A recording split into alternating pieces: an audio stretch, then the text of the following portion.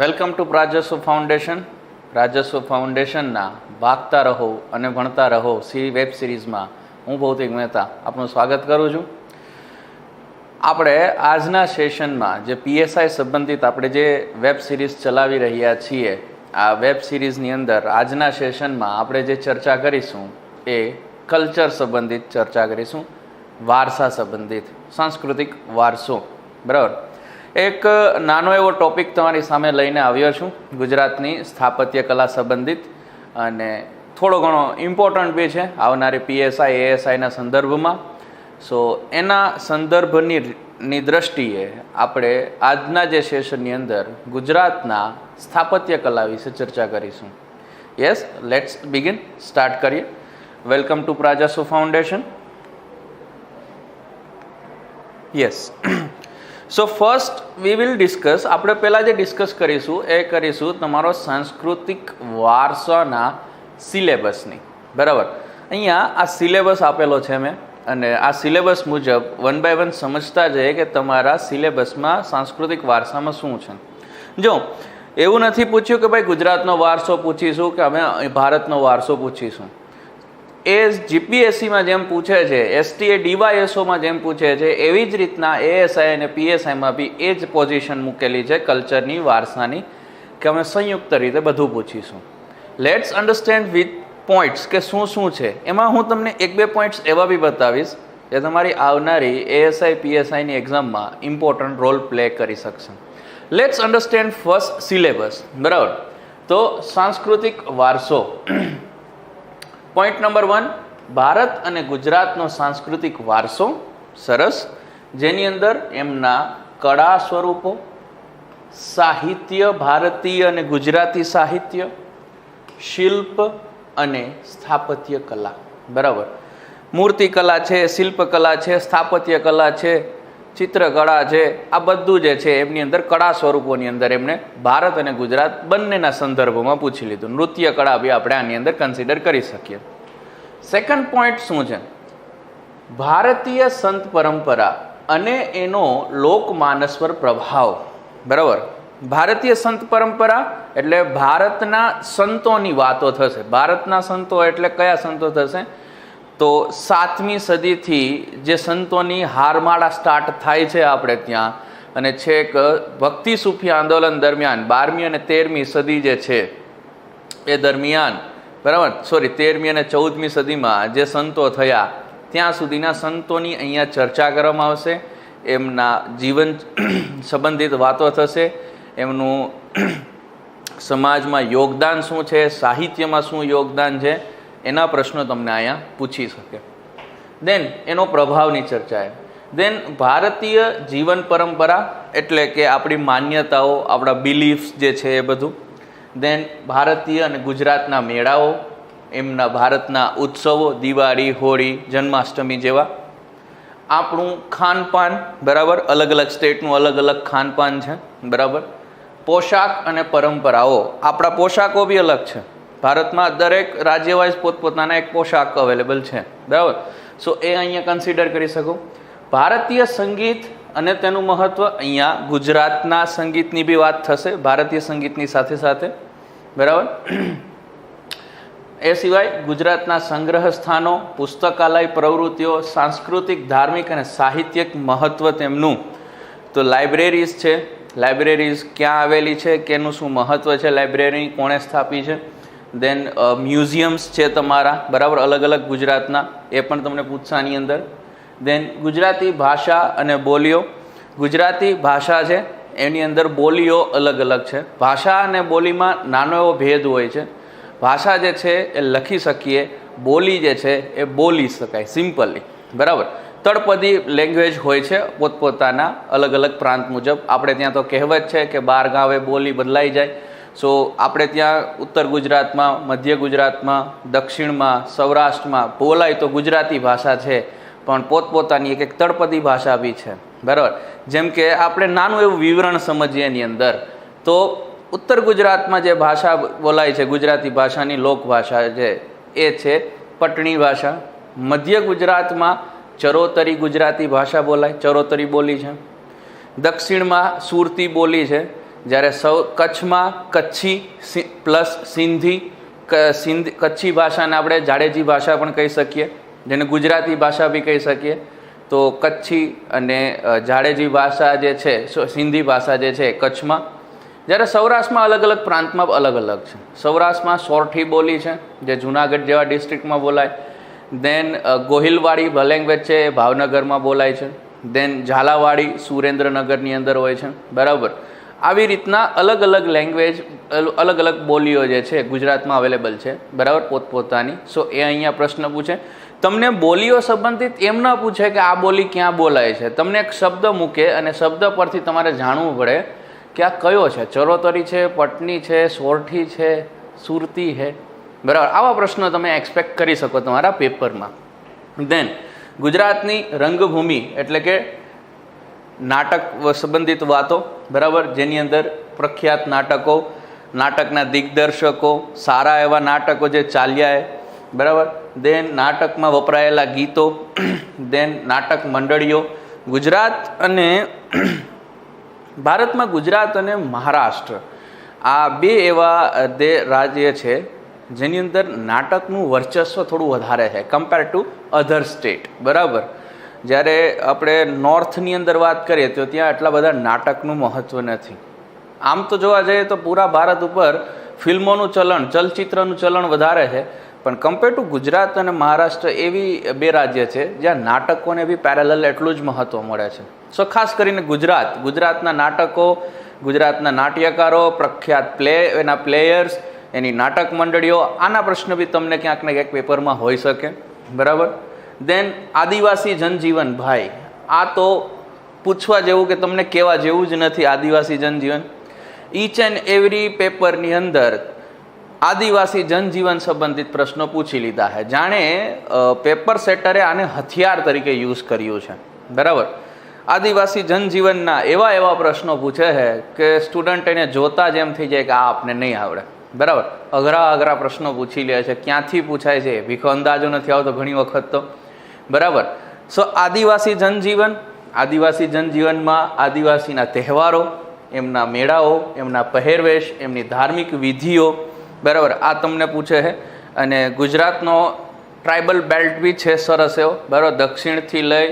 દક્ષિણથી દિશાથી છેક ઉત્તર દિશા સુધી ભારતમાં, ગુજરાતમાં ટ્રાઇબલ બેલ્ટ છે જે પૂર્વ દિશા તરફ છે, બરાબર. સો ખાસી એવી આપણે ત્યાં 20 થી 22 પ્રજાતિ છે ટ્રાઇબલ. આ સિવાય ગુજરાતની સાહિત્યિક પ્રવાહો, કરંટ અફેર્સ સાહિત્યની અંદર. દેન વળાંકો, એમના શું ટર્ન્સ આવ્યા છે, સાહિત્યકારો, સાહિત્યિક રચનાઓ અને સાહિત્યિક સંસ્થાઓ, બરાબર. અને દેન ગુજરાતના તીર્થ સ્થળો અને પર્યટન એટલે કે ફરવા લાયક સ્થળોની ચર્ચા. આ તમારો પ્યોર સિલેબસ છે પીએસઆઈ એએસઆઈ સંબંધિત. હવે આટલું સમજી લીધા બાદ એક સિમ્પલ વસ્તુ સમજો કે આમાંથી આટલું બધું કરવાની જરૂર છે કે આમાંથી કોઈ સારો એવો ટોપિક આપણે કરશું તો કંઈક કામમાં આવી શકે. તો 1-2 ટોપિક હું તમને એવા જણાવું જે તમે કરવા જોઈએ, જેમાંથી તમારી એએસઆઈ અને પીએસઆઈમાં પેપરમાં આમના પ્રશ્નો એક્સપેક્ટ કરી શકાય. ખાસ કરીને તમારા આ ટોપિકના સ્થાપત્યના પ્રશ્નો તમે જે છે એક્સપેક્ટ કરી શકશો તમારા પેપરની અંદર. નંબર 1. નંબર 2 તમે એક્સપેક્ટ કરશો ભારતીય સંત પરંપરા. આને બી એક્સપેક્ટેશનની અંદર રાખી શકીએ, બરાબર. આના બી પ્રશ્નો પૂછી શકે. અને નંબર 3 અચાનકથી લાઇમલાઇટમાં આવેલું સાહિત્ય, બરાબર. આ થર્ડ જી, આ 3 તમારે કમ્પ્લીટ કરવા જોશે પ્રોપર રીતના. 1 ગુજરાતના સ્થાપત્ય, ખાસ કરીને ગુજરાતના સ્થાપત્ય. નંબર 2 ભારતના સંત, એની પરંપરા અને એનો લોકમાનસ પર પ્રભાવ, પોઈન્ટ નંબર 2. અને પોઈન્ટ નંબર 3 સ્ટડી કરવા જેવો સાહિત્ય, બરાબર. છેલ્લા ઘણા પેપરો આપણે જોઈએ છીએ અને એ પેપરોને થોડા એવા માઇનર રીતના બી આપણે સ્ટડી કરીએ તો બી આપને એક અંદાજો આવે છે કે આના પ્રશ્નો જે છે દિવસે ને દિવસે વધતા જાય છે, બરાબર. અને અચાનક તમને મગજમાં એમ બી થતું હશે કે સાહેબ આદિવાસી કેમ ન બોલ્યા, તો આદિવાસી તો ભાઈ કરવા જ પડશે, એનો તમારી પાસે ઓપ્શન છે નહીં. પણ આદિવાસી સાથે તમારે આમને તો કરવા જ પડશે. આ તમારા આવનારા પેપરની અંદર ક્યાંક ને ક્યાંક આમાંથી પ્રશ્નો હશે. તો આ ત્રણ મેં તમને કીધા સ્થાપત્ય, સંત અને સાહિત્ય, જેમાં આજે હું તમને સ્થાપત્ય સંબંધિત ચર્ચા કરીશ. બરાબર, સ્થાપત્ય સંબંધિત થોડું ઘણું જાણીશું. માઇનર ટોપિક છે. બરાબર, માઇનર, આમ તો આ ટોપિક ખૂબ વિશાળ છે સ્થાપત્યનો. બરાબર, પણ હું તમને થોડું ઘણું માઇનર રીત થોડું અહીંયા બતાવીશ. બરાબર, કેમ કે આ ટોપિક સમજવા માટે આપણે બહુ સમયની જરૂરિયાત રહે, પણ ટૂંકા સમયમાં થોડુંક સારું સમજી શકીએ એવી આપણે અહીંયા ચર્ચા કરીશું. બરાબર, સો આજનો આપણો ટોપિક છે એ છે ગુજરાતના સ્થાપત્ય. બરાબર, ભારતના સ્થાપત્ય તો બહુ વિશાળ છે. બરાબર, પણ ગુજરાતના સ્થાપત્ય બી ઓછા નથી આ સંદર્ભમાં. બરાબર, ગુજરાતમાં સ્થાપત્યોની દ્રષ્ટિએ ઘણું ખરું વસ્તુઓ છે, અને આજકાલ તમને પેપરમાં ગુજરાતના સ્થાપત્યોના પ્રશ્નો વધારે આવે. સવાલ ઊભો એ થશે, તો ગુજરાતના સ્થાપત્યમાં આવશે શું? તો ગુજરાતના સ્થાપત્યમાં આટલી વસ્તુ આવશે મિત્રો.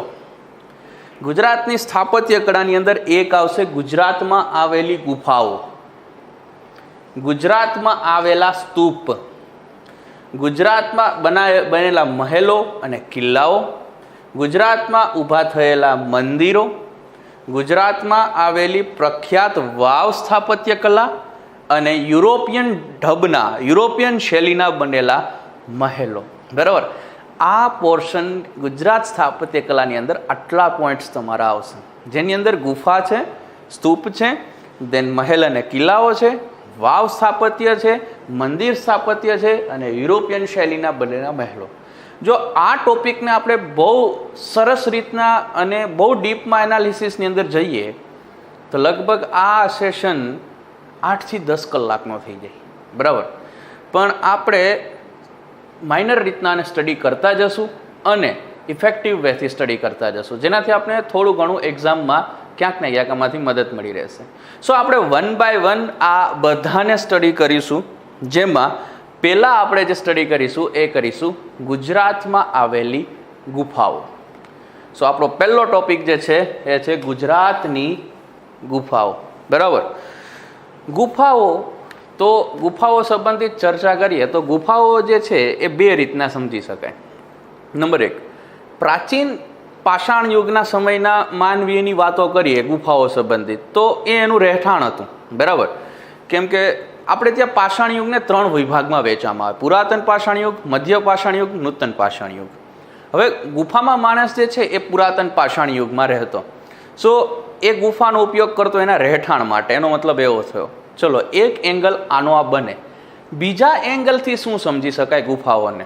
તો બીજા એંગલથી ગુફાઓ ધર્મ સાથે બી સંકળાયેલી છે. બરાબર, ગુજરાતની ગુફાઓ જે છે એ ધાર્મિક ગુફાઓ છે. આ ધાર્મિક ગુફાઓ છે, અને ખાસ કરીને ગુજરાતની ગુફાઓ જે છે એ 2 ધર્મ સાથે જ સંબંધ ધરાવે. આ 2 ધર્મ જે છે એ છે બૌદ્ધ ધર્મ અને જૈન ધર્મ.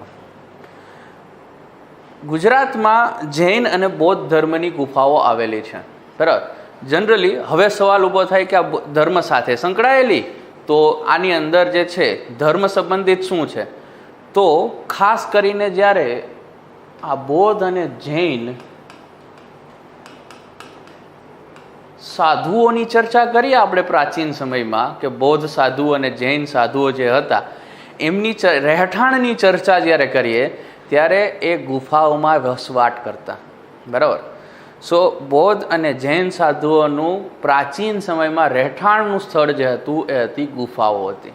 અને ગુજરાતમાં જે ગુફાઓ આપણે સમજશું એ ગુફાઓ આ ધર્મો સંબંધિત જ છે. બરાબર, ચલો 1 બાય 1 એક એક ગુફાઓ સમજતા જઈએ અને કયા ધર્મ સાથે સંકળાયેલી છે, એમાં શું મહત્વનું છે એની ચર્ચા કરીએ. પહેલાં આપણા આવાસે આવશે એ ગુફા છે જૂનાગઢની ગુફાઓ. જૂનાગઢમાં આ 3 ગુફાઓનો સમૂહ છે. એમાં એક છે આ બાવા પ્યારાની ગુફા, એક આવશે ઉપરકોટની ગુફા અને એક આવશે ખાપરા કોળિયાની ગુફાઓ. જેમાં આપણે પહેલાં બાવા પ્યારાની ગુફાઓની ચર્ચા કરીશું. આ એમનું ચિત્ર છે. બરાબર, દેખીતા તમને જો એક ખંડેર હાલત અવસ્થામાં હોય એવું લાગે. બરાબર, સો આ કોતરણી કામ કરીને બનાવેલી ગુફા છે, નેચરલ ગુફા નથી. થોડુંક આનું બેઝિક સમજીએ. આ બાવા પ્યારેની ગુફા જે છે એ મઠ પાસે આવેલી છે, એટલે કે બૌદ્ધ મઠ જે છે એમની પાસે આવેલી છે. 3 હરોળમાં પથરાયેલી છે, તેમજ એકબીજા સાથે કાટખૂણે કાપે છે. You can clearly see this. આ તમને કાટખૂણો દેખાશે, બરાબર. આવી રીતના એક મેપ, આવી રીતના એક સીધું, દેન આવી રીતના એક કાટખૂણે કાપતું દેખાય છે, બરાબર. જોડાયેલી છે. પહેલી હરોળમાં 7 અને બીજી હરોળમાં 5, એમ કુલ અહીં 16 ગુફાઓ છે. મોસ્ટ આઈએમપી વસ્તુ અહીંયા 16 ગુફાઓ છે. જો આવા પ્રશ્ન તમે એક્સપેક્ટેશનમાં રાખી શકો, આવા પ્રશ્નો તમને પૂછે છે, બરાબર, કે ભાઈ ઉપરકોટની જુનાગઢની ગુફાઓ કેટલી ગુફાઓનો સમૂહ છે, બાવા પ્યારાની ગુફા જે છે કેટલી ગુફાઓનો સમૂહ છે, 16. જો આવા પ્રશ્ન એક્સપેક્ટેશનમાં રાખી શકાય, બરાબર. તે ઈસવીસનની પહેલી અથવા બીજી સદીમાં કંડારાયેલી હોય એવી માહિતી મળે છે. બાવા પ્યારે ગુફાઓ બૌદ્ધ ધર્મ અને જૈન ધર્મ બંનેની કલાકૃતિઓ છે. દેન મહત્વનો પોઈન્ટ તમારી પાસે શું થયો? નંબર 1 કે અહીંયા 16 ગુફાઓ છે, અને નંબર 2 આ કયા ધર્મ સાથે સંબંધ ધરાવે? બૌદ્ધ અને જૈન બંને ધર્મ સાથે સંબંધ ધરાવે છે. પોઈન્ટ નોટ કરવા જેવા હોય તો આ 2 પોઈન્ટ નોટ કરી શકીએ અત્યાર સુધીમાં. દેન યુએન સાંગના પુસ્તક સીયુકીમાંથી પણ આ ગુફાની માહિતી મળે. તો 3જા નંબરનો પોઈન્ટ નોટ કરવા જેવો, યુએન સાંગના પુસ્તકમાં આમની માહિતી છે, બરાબર. યુએન સાંગનું પુસ્તક છે સીયુકી, જેની અંદરથી આ ગુફાની માહિતી મળે આપને. સો આ બાવા પ્યારેની ગુફા જે જૂનાગઢમાં આવેલી છે એના 3 સરસ પોઈન્ટ નોટ કરવા જેવા છે કે આ 16 ગુફાઓનો સમૂહ બૌદ્ધ ધર્મ અને જૈન ધર્મ સાથે સંબંધ ધરાવે. યુએન સાંગના પુસ્તક સીયુકીમાંથી આ ગુફાની જે છે એ માહિતી મળે. અને મારે એ તો કહેવાની જરૂર નથી કે ક્યાં આવેલી છે, જૂનાગઢમાં જ આવેલી છે, બરાબર. ચલો, આના બાદ આપણે બીજી ગુફા જોશું, એ છે ઉપરકોટની ગુફા. ઉપરકોટની ગુફા અગેન તમને ખબર જ છે કે આ ક્યાં આવશે? જૂનાગઢમાં આવશે. આ ઉપરકોટની ગુફાનું ચિત્ર છે, તમે જોઈ શકો છો, બરાબર. આ ગુફા 7 વાહન કાલીન છે, બરાબર. નંબર 1 નોટ કરવા જેવી વસ્તુ, 7 વાહન કાલીન. 7 વાહન કાલીન એટલે શું થાય? 7 વાહન વંશને આંધ્ર વંશ કહેવાય બીજા નામથી. નંબર 1. 7 વાહન વંશ દક્ષિણ ભારતમાં થયો છે. નંબર 2, એનો સ્થાપક સિમુક હતો. નંબર 3, આ વંશનો સૌથી પ્રતાપી રાજા હતો ગૌતમી પુત્ર સાતકર્ણી, જે 3જો રાજા છે આ વંશનો. નંબર 3 નોટ કરવા જેવી વાત. અને 7 વાહન વંશ ક્યારે થયો? મૌર્ય વંશ પછી થયો છે. તો આ મૌર્ય પછીની ગુફા છે, એનો મતલબ એવો છે, બરાબર. મૌર્યકાલીન ગુફા નથી આ, બરાબર. ઉત્તરાર્ધ 4થી સદીના પૂર્વાર્ધમાં કંડારેલી છે. આ ગુફાઓ 2 માળીએ છે. ઉપર માળ જવા માટે પગથિયા છે. આ ભી નોટ કરવા જેવી વાત તમારા કેસમાં. બીજું, આ ગુફાઓ સુંદર કોતરણીયુક્ત સ્તંભો, પ્રવેશદ્વારો, પાણીના ટાંકા, ઘોડાનાળ આકારના ચૈત્ય, સભાખંડ અને ધ્યાન કક્ષ જે છે એ સુશોભિત કરે છે. સો એક વસ્તુ કે 7 વાહન વંશી છે, કાલીન છે. બીજું, 2 માળીય છે. ત્રીજું, સમજવા જેવું કે આમનું સૌથી મહત્વપૂર્ણ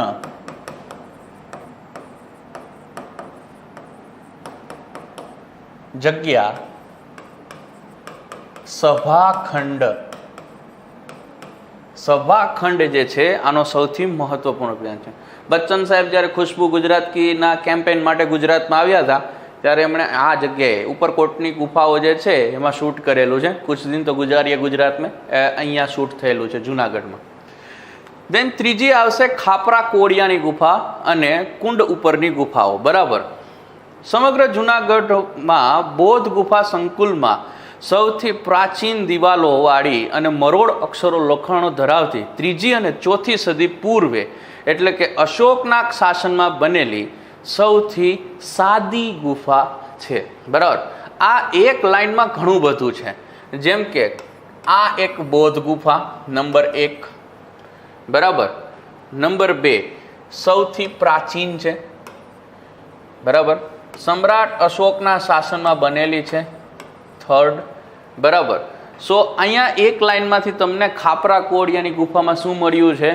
તો એક આ સૌથી પ્રાચીન છે, નંબર 2 બૌદ્ધ ગુફા છે, નંબર 3 સમ્રાટ અશોકના સમયમાં નિર્મિત થયેલી છે.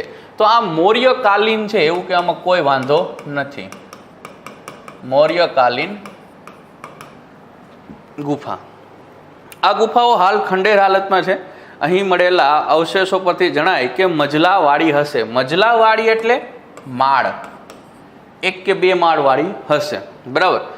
અહીં 20 સ્તંભ છે અને આ ગુફાઓ ઈસવીસનની 3જી સદીમાં પૂર્વેની, બરાબર, પૂર્વેની 3જી સદીમાં કંડારેલી હોય તેવી શક્યતાઓ છે. સો આ એનું એક ચિત્ર છે. અહીંયા નોટ કરવા જેવી તમારી પાસે બૌદ્ધ ગુફા, સૌથી પ્રાચીન જૂનાગઢની ગુફા અને સમ્રાટ અશોકના સમયમાં બનેલી છે. નોટ કરવાવાળી વસ્તુ તમારી પાસે થઈ 3. બરાબર. ઈચ એન્ડ એવરી ગુફામાં અત્યાર સુધી તમારી પાસે નોટ કરવા જેવી 3 વસ્તુઓ આવી છે. ચલો, આના બાદ જૂનાગઢની ગુફાઓ બાદ આપણે આગળ જશું અને નવી ગુફા આવશે ખંભાલીડાની ગુફાઓ. ખંભાલીડાની ગુફા જે છે રાજકોટ જિલ્લાના ગોંડલ તાલુકાના ખંભાલીડા ગામમાં આવેલી છે અને આ એક બૌદ્ધ ગુફા છે. સો નોટ કરવા જેવી વસ્તુ ફર્સ્ટ કે ખંભાલીડાની ગુફાઓ કઈ છે? બૌદ્ધ ધર્મ સાથે સંબંધ ધરાવે છે. બીજું, ગોંડલથી 20 કિમી અંતરે આવેલી છે. જાણીતા પુરાતત્વશાસ્ત્રી પીપી પંડ્યાએ આ બૌદ્ધ ગુફાની શોધ 1958માં કરી હતી.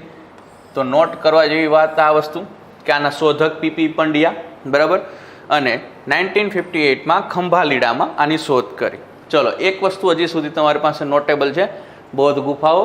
નંબર 2 પીપી પંડ્યા આમના શોધક છે. નંબર 3 હાલ તેની દેખરેખ જે છે એ ગુજરાત રાજ્ય પુરાતત્વ વિભાગ કરે છે. ગુજરાત રાજ્ય પુરાતત્વ વિભાગ ક્યાં આવેલું છે? વડોદરાની મેઇન જગ્યા છે. બરાબર. આ ગુફાઓ ચૂનાના ખડકોને કોતરીને બનાવવામાં આવેલી છે. મોસ્ટ આઈએમપી વસ્તુ તમારે આ થશે. સેકન્ડ નોટેબલ વસ્તુ, sorry third, this one is a second, બરાબર, this one is a first. Then 3 ગુફાઓ નોંધપાત્ર છે. વચ્ચેની ગુફામાં સ્તૂપ આવેલો છે, ચૈત્ય ગુફાના પ્રવેશ માર્ગની બંને બાજુ વૃક્ષને આશ્રય બોધિસત્વની એટલે કે બૌદ્ધ ધર્મ, બુદ્ધ ભગવાનના જીવન સંબંધિત ઘટના. બોધિસત્વ એને કહેવાય કે જેમાં ભગવાન બુદ્ધ હોય, જો નંબર 1, નંબર 2 અને ભગવાન બુદ્ધના જીવન સંબંધિત ઘટનાઓ હોય એને અલંકારિત કરેલી હોય, દેન એને બોધિસત્વ કહેવાય. પછી એ મૂર્તિમાં કંડારેલી હોય કે ચિત્રમાં કંડારેલી હોય, બોધિસત્વ એ થશે. બરાબર, ખાસ સમજજો. સો 2 વસ્તુ તમારી પાસે, 3 વસ્તુ ટીલ ધ ટાઈમ હાથમાં આવી છે. બરાબર. નંબર 1 એ બૌદ્ધ ગુફાઓ છે. નંબર 2 પીપી પંડ્યાના શોધક છે, રાજ્ય પુરાતત્વ વિભાગ જેની મેઇન બ્રાન્ચ વડોદરા છે. નંબર 2 અને નંબર 3 ચૂનાના ખડકોમાંથી આ ગુફા બનાવેલી છે. આ ગુફાના ચિત્ર છે, તમે જો ભગવાન બુદ્ધ ઉભેલા હોય એવું તમને દેખાશે. બરાબર. દેટ મીન્સ આ બોધિસત્વ છે. ખંભાલીડાની ગુફા એ બી સમજી લેજો કે ભાઈ આ રાજકોટમાં આવેલી છે, રાજકોટના ગોંડલ તાલુકામાં. બરાબર. આટલું ઇનફ છે. આના બાદ આગળ જઈએ. તળાજાની ગુફાઓ. તળાજાની ગુફાઓ તમને જીપીએસસી 2021માં પૂછી લીધી, 2021માં પૂછી લીધી મિત્રો. બરાબર. શું પૂછ્યું છે એ તમને કહું. તમને આ પૂછ્યું છે, આ ચિત્રમાં જે દેખાય છે એ જ પૂછ્યું છે. બરાબર. એ શું છે બતાવું તો ભાવનગર જિલ્લાના શેત્રુંજી નદીના મુખ પાસે તળાજા ડુંગર પર આવેલી છે. તાલધ્વજ ગીરી તીર્થધામ તરીકે આ પ્રખ્યાત છે. બરાબર. નંબર 1 અહીં પથ્થરોને કોતરી 30 ગુફાઓ બનાવવામાં આવી છે. આ ગુફાઓની સ્થાપત્ય કલામાં એક વિશાળ મુખ્ય દરવાજો છે જેને એભલ મંડપ તરીકે કહેવાય. સો ધીસ વન ઇઝ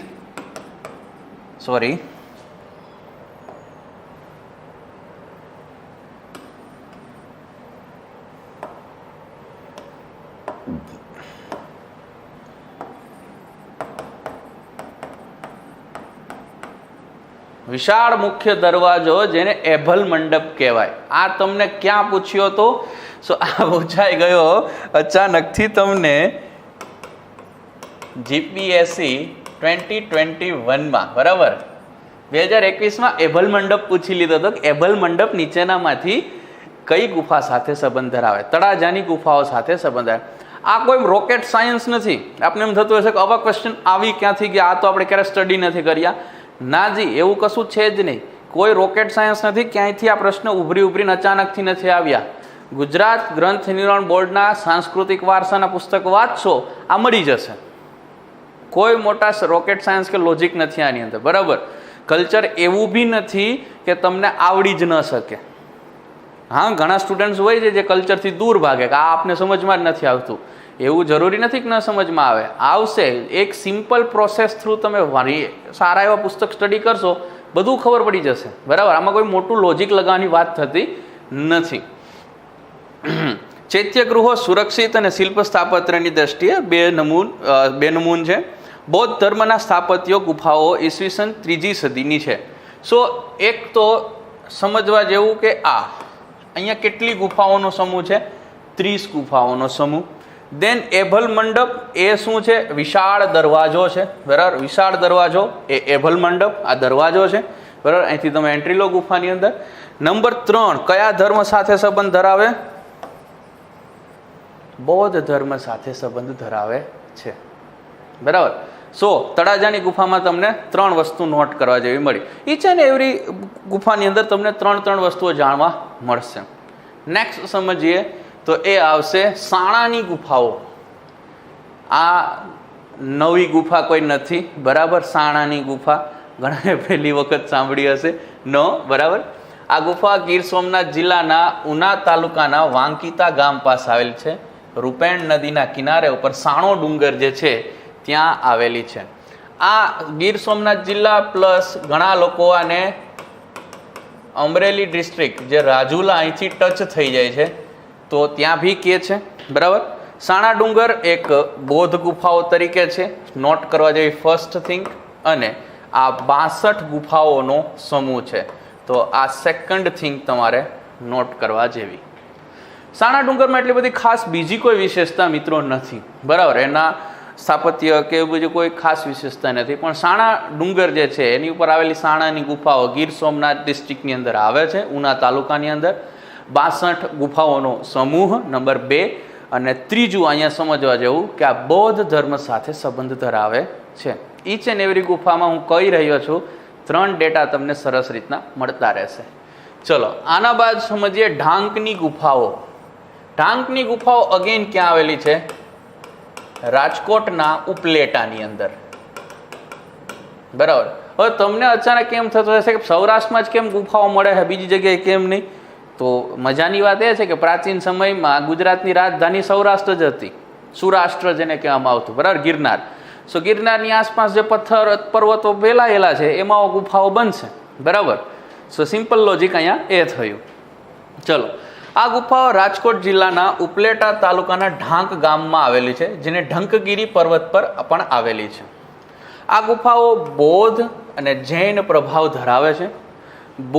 આ ગુફાઓમાં બોધિસત્વ અને જૈન ગુફાઓમાં આદિનાથ, શાંતિનાથ અને પાર્શ્વનાથની મૂર્તિઓ છે, બરાબર. સો નોટ કરવા જેવી અગેન એક વસ્તુ કે આ જૈન અને બૌદ્ધ ધર્મ સાથે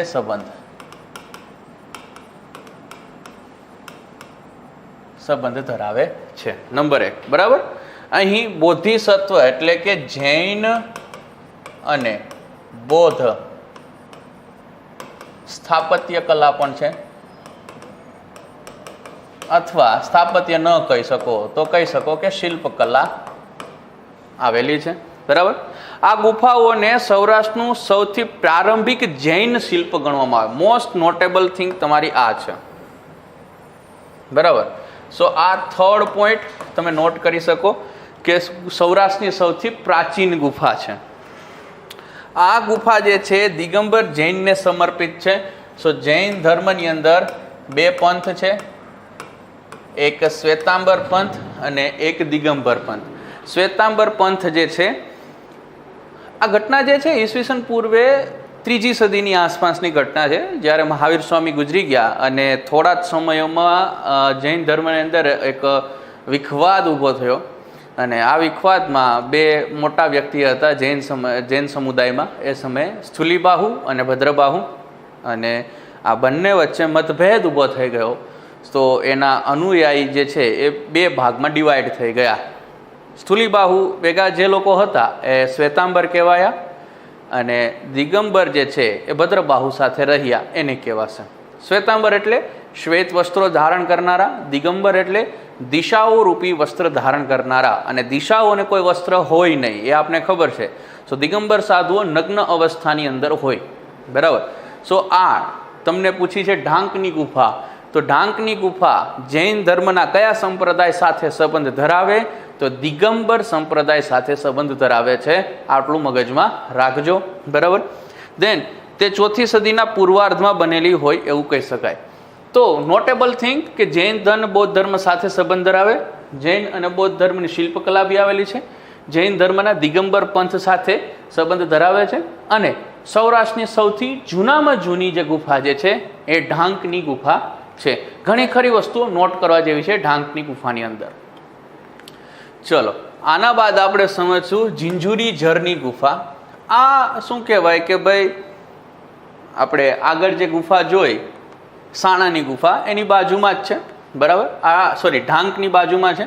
ઢાંક ગામની પશ્ચિમે 7 કિલોમીટર દૂર સિદ્ધસર, બરાબર, પાસે ઝિંઝુરી ઝરની ખીણમાં કેટલીક બૌદ્ધ ગુફાઓ આવેલી છે, બરાબર. અને આ 1લી અને 3જી સદીની હોય એમ મનાય છે. સો નોટેબલ થિંગ જસ્ટ ઓનલી વન કે ઝિંઝુરી ઝરની ગુફાઓ જે છે એ બૌદ્ધ ગુફાઓ છે. સો આમ તો ગુફાઓનું જે લિસ્ટ છે ગુજરાતમાં એ બહુ ઘણું મોટું છે, બરાબર. આપણે એને વન બાય વન સમજવાનો પ્રયત્ન કરીએ તો ઘણો સમય આપણે આની અંદર નીકાળી શકીએ, પણ મહત્ત્વપૂર્ણ જેટલી હતી એ મેં તમને અહીંયા બતાવી. હવે ગુફાઓ બાદ મેં કીધું હતું એ પ્રમાણે આપણે નેક્સ્ટ ટોપિકની અંદર સમજશું. આઈ થિંક એક ગુફા બાકી છે, અને એ ગુફા છે સિયોત સેલની ગુફા, બરાબર. આ આવેલી છે કચ્છની અંદર, લખપતની અંદર, બરાબર. આ કટેશ્વર બૌદ્ધ ગુફાઓ તરીકે પણ પ્રખ્યાત છે. દેન નોટેબલ થિંગ ફર્સ્ટ કે આ નોટ કરવા જેવું કે આને કટેશ્વરની ગુફાઓ તરીકે પણ ઓળખવામાં આવે. નંબર 1. નંબર 2, કચ્છ જિલ્લાના લખપત તાલુકાના સિયોત ગામમાં આવેલી 5 શૈલ ગુફાઓ છે, બરાબર. 5 શૈલ ગુફાઓ. સેકન્ડ નોટેબલ, શૈલ એટલે શું થાય?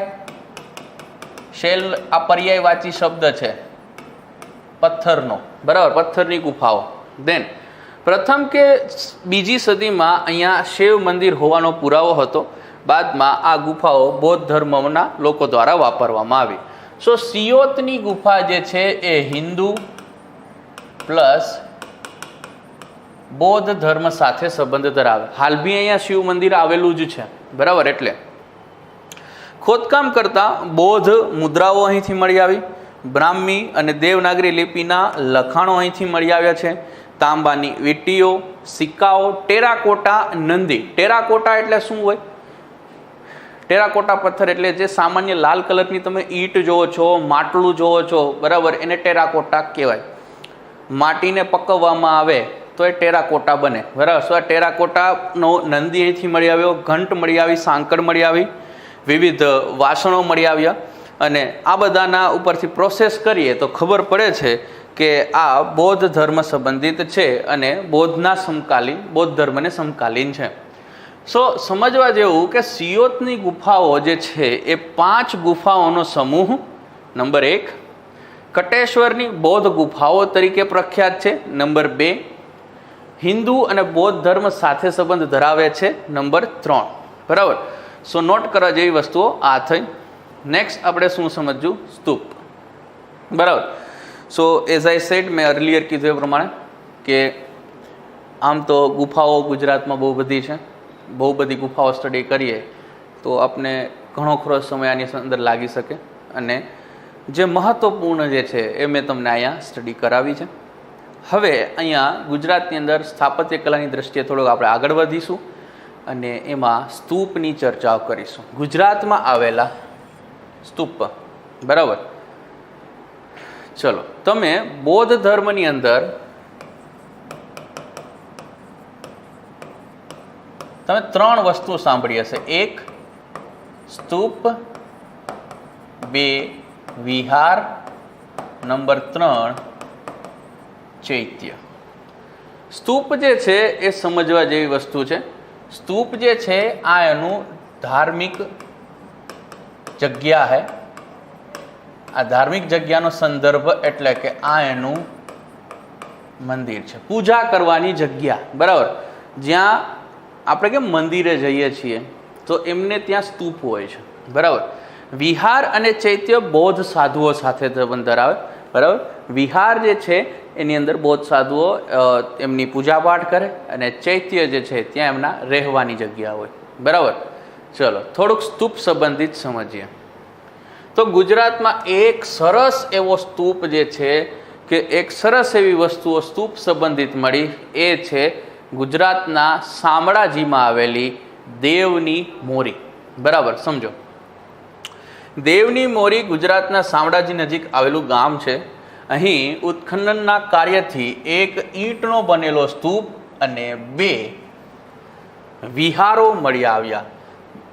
સ્તૂપ અને વિહારો મેં તમને ચર્ચા કરી શું છે. સો અહીંયાથી એક ઈંટનો બનેલો સ્તૂપ અને બીજો 2 વિહારો મળ્યા, બરાબર. બીજું સમજો, 1953માં ગુજરાત રાજ્ય પુરાતત્વ વિભાગ દ્વારા આ સ્થળનું ઉત્ખનન કાર્ય કરવામાં આવ્યું, બરાબર. આ સિવાય એનો નજીકમાં એક ટેકરો છે, બહુજરાજનો ટેકરો, ત્યાંથી એક મોટો સ્તૂપ બી મળી આવ્યો, જેમાં એક ભગવાન બુદ્ધની ધ્યાનસ્થ મૂર્તિ મળી આવી, જે ટેરાકોટાની બનેલી છે. યસ, મેં અહીં લખેલું છે ટેરાકોટા પથ્થરથી બનેલી છે. ટેરાકોટા અગેન મેં તમને સમજાવી દીધું કે ટેરાકોટા શું છે, બરાબર. મૂર્તિની નીચેથી એક માટીનું પાત્ર મળી આવ્યું, એની નીચેથી એક પથ્થરની દાબડી મળી આવી, બરાબર. આ દાબડીના તળિયા પર જી દાબડી, પહેલાં તમે દાબડી જોઈ લો. આ એ દાબડી છે, દાબડી એટલે ડબલી, બરાબર. સો આ પથ્થરની ડબલી મળી આવેલી છે શામળાજીના જે આપણે દેવની મોરી છે ત્યાંથી, બરાબર. એક વખત આને વ્યવસ્થિત જોઈ લેજો, બાદમાં આમાંથી જ આપણે સમજવાનું થાય. ચલો, તો એક પથ્થરની દાબડી મળી આવી. આ દાબડીના તળિયા પર પદ્ય સ્વરૂપમાં સંસ્કૃત ભાષામાં લેખ કોતરેલો છે. આ સંસ્કૃત ભાષામાં લેખ કોતરેલો છે, બરાબર. ચલો આગળ સમજીએ. જ્યારે દાબલીના ઢાંકણ પર ત્રિપિટકનો સિદ્ધાંત લખેલો છે. You can clearly see this. જો આ સિદ્ધાંત ત્રિપિટકનો અહીંયા લખેલો તમને જોવા મળે. ત્રિપિટક બૌદ્ધ ધર્મનું પવિત્ર પુસ્તક કહેવાય. ત્રિપિટક 3 પુસ્તકોનો સમૂહ છે. સુત પિટક, વિનય પિટક અને અભિધમ પિટક. 3 એને ભેગા કરીએ ત્યારે શું બને છે? ત્રિપિટક બને. અને આ બૌદ્ધ ધર્મનું પવિત્ર પુસ્તક કહેવાય. ચલો, દેન આ એક વસ્તુ મળ્યું. બીજું હવે સમજો કે દાબડીની અંદરથી એક તાંબાની બીજી ડબલી મળી આવી, જેમાં ધાતુના ટુકડા, એક મણકો ઇઝ ઇક્વલ ટુ પારા જેવું, બરાબર. આપણે જે બાળપણમાં જે પારાઓથી રમતા એ પારો, બરાબર, મળી આવ્યો. ઉપરાંત એની અંદરથી એક સોનાની સીસી મળી આવી, રેશમી વસ્ત્ર મળી આવ્યા, ચંદનના બળેલા લાકડા અને પૂજાનો સામાન મળી આવ્યો. તો આવડી નાની ડબલીની અંદરથી આટલી બધી વસ્તુઓ મળી આવી. સો મારા ભાઈ એવડો મોટો લોજિક નહીં લગાવતા. અહીંયા સિમ્પલ એક લોજિક લગાવવાની વાત થાય કે જે રેશમી ટુકડા મળ્યા છે કાપડના, ચંદનના બળેલા લાકડા, સોનાની સીસી, એ બધી નાની છે, એકદમ નાની, બરાબર. એટલે આપને એમ થાય કે આવડી ડબલીની અંદર આટલું બધું સમાયું કઈ રીતના હશે, પણ નાની પોર્શનની અંદર છે, બહુ વધારે મોટું નથી, બરાબર. આની અંદર રેશમી વસ્ત્ર એટલે કે નાનું એવું કપડું, જરાક એવું કપડું મળ્યું હોય, બહુ મોટું અહીંયા હોય નહીં. ચલો થોડુંક આગળ સમજો.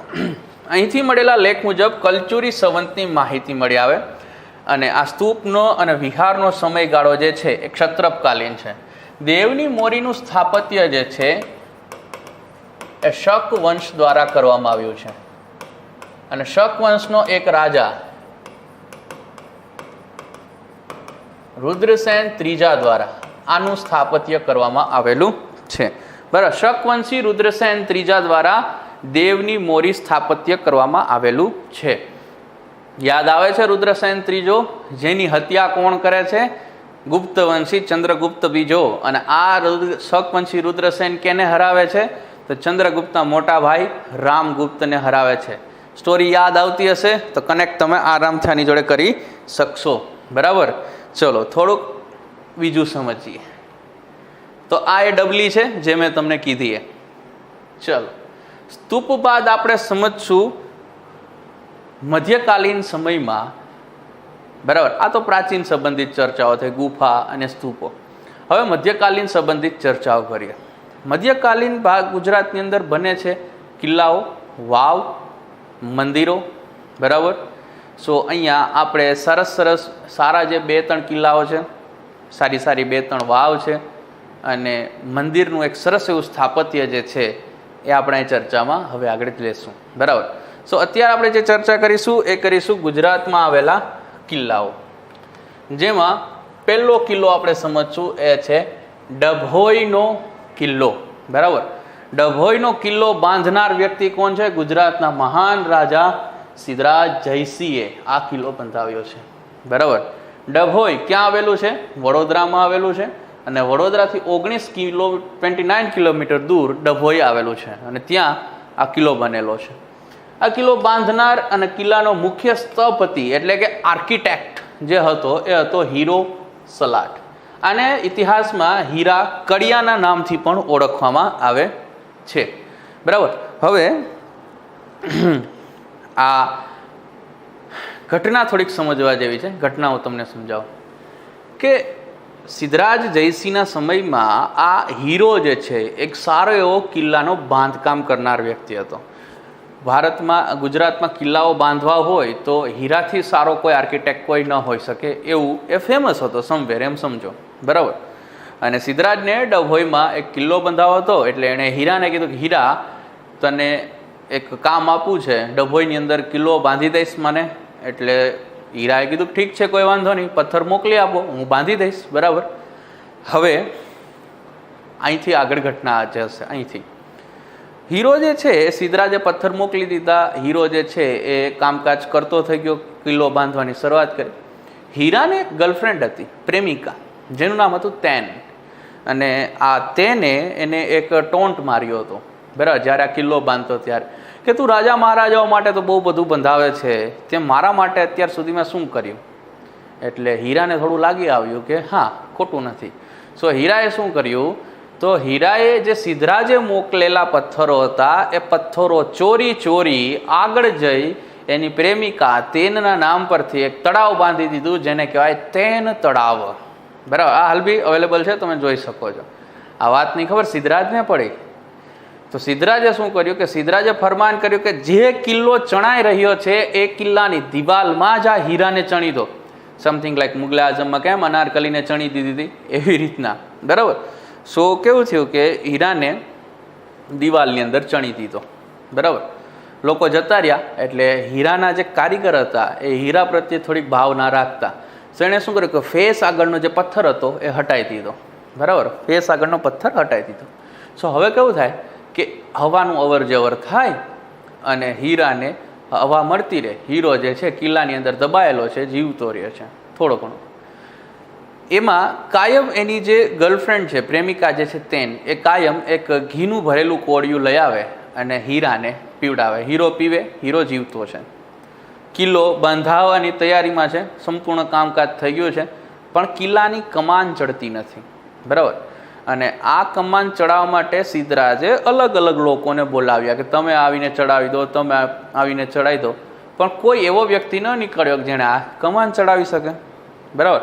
એટલે જે કિલ્લાના કારીગરો હતા એ સિદ્ધરાજ પાસે ગયા અને કીધું કે મહારાજ, એક વિનંતી છે. બરાબર. એક વાત કરવી છે તમને, પણ એની પહેલાં એક શરત છે. તો કે શું?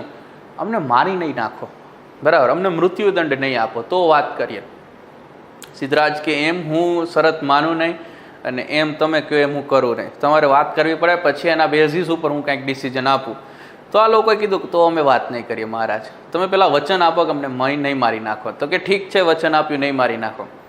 આ કિલ્લો જે છે ની કમાન જે છે એ હીરો ચડાવી શકે. એ સિદ્ધરાજે કીધું કે હીરાને તો આપણે મારી નાખ્યો. તો કે ના, અમે જીવતો રાખ્યો છે. પછી પૂરી સ્ટોરી કરી કે કેવી રીતના જીવતો રાખ્યો. તો સિદ્ધરાજે કીધું કે ઠીક છે, હીરાને બહાર નીકાળો ફટાફટ અને કિલ્લાની કમાન ચડાવો, કામ અટકેલું રહીએ, સારું ન લાગે. એટલે હીરાને ફરીથી બહાર નીકાળવામાં આવ્યો, બરાબર. અને કિલ્લા જે છે એની કમાન ચડાવતાની સાથે હીરો થોડી જ ક્ષણોમાં મરી ગયો. હવે એ શું કામે મરી ગયો? તો હીરાને મરવાની પાછળનું કારણ હતું કે અત્યાર સુધી હીરો જે છે એ દિવાલમાં દબાયેલો હતો અને એના ફેફસા જે છે એને થોડા શ્વાસ લેવાની આદત પડી ગઈ હતી. ભરપૂર જે છે આપણે ખુલ્લા વાતાવરણમાં રહે એમ એ રહેતો નહોતો. અને અચાનક હીરો દબાયેલા વાતાવરણમાંથી બહાર આવ્યો, ફૂલ એન્વાયરમેન્ટમાં, સંપૂર્ણ એન્વાયરમેન્ટમાં. એના ફેફસા આ જે છે વાતાવરણ સહન ન કરી શક્યા, શ્વાસ ચડી ગયો અને હીરો મરી ગયો, બરાબર. સો હીરો જે છે ઇમ્પોર્ટન્ટ રોલ પ્લે કરે છે અહીંયા, બરાબર. આ કિલ્લો 13મી સદીમાંના રાજપૂતોની યાદ અપાવે છે. હિન્દુ પરંપરાને ઉજાગર કરતું સ્થાપત્ય છે. નર્મદા નદીને ઉત્તરે આવેલા કિલ્લો વામાવર્ત સ્વસ્તિક, બરાબર, આવા શેપની અંદર કોઠાવાળા પ્રવેશદ્વારો ધરાવે છે. કિલ્લાના મુખ્ય 4 પ્રવેશદ્વાર છે, જેનું વર્ણન એલેક્ઝાન્ડર કિનલોક ફોબર્સે એમનો ગ્રંથ રાસમાળામાં પણ કરેલો છે. સમૃદ્ધ ઇતિહાસની ઝાંખી પણ કરાવે છે. એના 4 મુખ્ય પ્રવેશદ્વાર છે. એક પૂર્વમાં હીરાદ્વાર, જેને હીરા ભાગોળ કહેવાય, બરાબર. અને આ સ્થાપત્યનો સૌથી ઉત્તમ નમૂનો છે, બરાબર. શિલ્પનો સૌથી ઉત્તમ નમૂનો છે, બરાબર. પશ્ચિમની અંદર વડોદરા દ્વાર આવેલો છે, જેને વડોદરી ભાગોળ કહેવાય. ઉત્તરમાં ચાંપાનેર, જેને ચાંપાનેરી ભાગોળ. દક્ષિણમાં ચાંદોદ, જેને નાંદોરી ભાગોળ કહેવાય. આ 4 દરવાજામાં શિલ્પ બેનમૂન છે, પણ મુખ્યત્વે હીરા ભાગોળનું સ્થાપત્ય કલા ઉત્તમ નમૂનો છે. આ ગુજરાતમાં વિસળદેવ વાઘેલા દ્વારા પણ અહીંયા ભાગ ભજવવામાં આવ્યો છે. તો યસ, ડભોઈના કિલ્લામાં વૈદ્યનાથ મંદિર, ભગવાનનું મંદિર હતું, જેનો જીર્ણોદ્ધાર જે છે કોણે કર્યો હતો? તો વિસળદેવ દ્વારા થયો, બરાબર. એટલે ડભોઈના કિલ્લામાં સ્થાપત્યની દ્રષ્ટિએ વિસળદેવ વાઘેલાનો બી હાથ છે. ખાલી આ એક જ વસ્તુ નથી કરેલું, વિસળદેવ વાઘેલાએ અન્ય સ્થાપત્ય પણ કરાવેલા છે,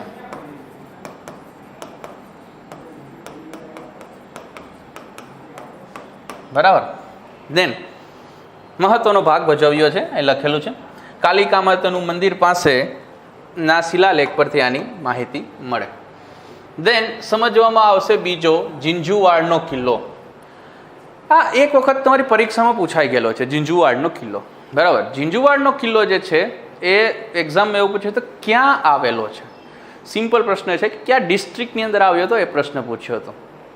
પણ સમજવાની વાત એ છે કે લોકો થાપ ખાઈ ગયા હતા આની અંદર. આ સુરેન્દ્રનગર જિલ્લાના દસાડા તાલુકામાં આવેલો છે, which is very near to Kutch district, બરાબર. સો ઘણા ખરાને એવું લાગ્યું કે કચ્છની અંદર છે ઝીંઝુવાડનો કિલ્લો, પણ નાજી, આ સુરેન્દ્રનગરના દસાડા તાલુકાની અંદર આવેલો છે. અગેન આનું નિર્માણ કોણે કર્યું છે? સિદ્ધરાજ જયસિંહે. પણ સિદ્ધરાજ જયસિંહ દ્વારા કરવામાં આવ્યું, પણ કરનાર વ્યક્તિ છે એનો મંત્રી ઉદયન મહેતા. આ ઉદયન મહેતા જે છે એ સિદ્ધરાજના સૌરાષ્ટ્રના એરિયાનું કારભાર કરતો, બરાબર. સો ઉદયન મહેતા અહીંયા નેસેસરી થઈ જશે, બરાબર. દેન એના દ્વારા બાંધવામાં આવ્યો. આ સમચોરસ આકારનો અને નાના વિસ્તારનો છે. 4 બાજુ પ્રવેશદ્વાર છે, 4 પ્રવેશદ્વાર. કિલ્લાના 4 છેડે 4 બુર્જ કાઢેલા છે, બુર્જ, બરાબર.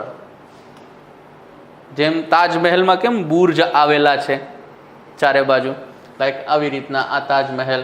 દેન અહીંયા એક બીજો બુર્જ છે, દેન અહીંયા એક બીજો બુર્જ છે, અહીંયા એક બીજો બુર્જ છે, બરાબર.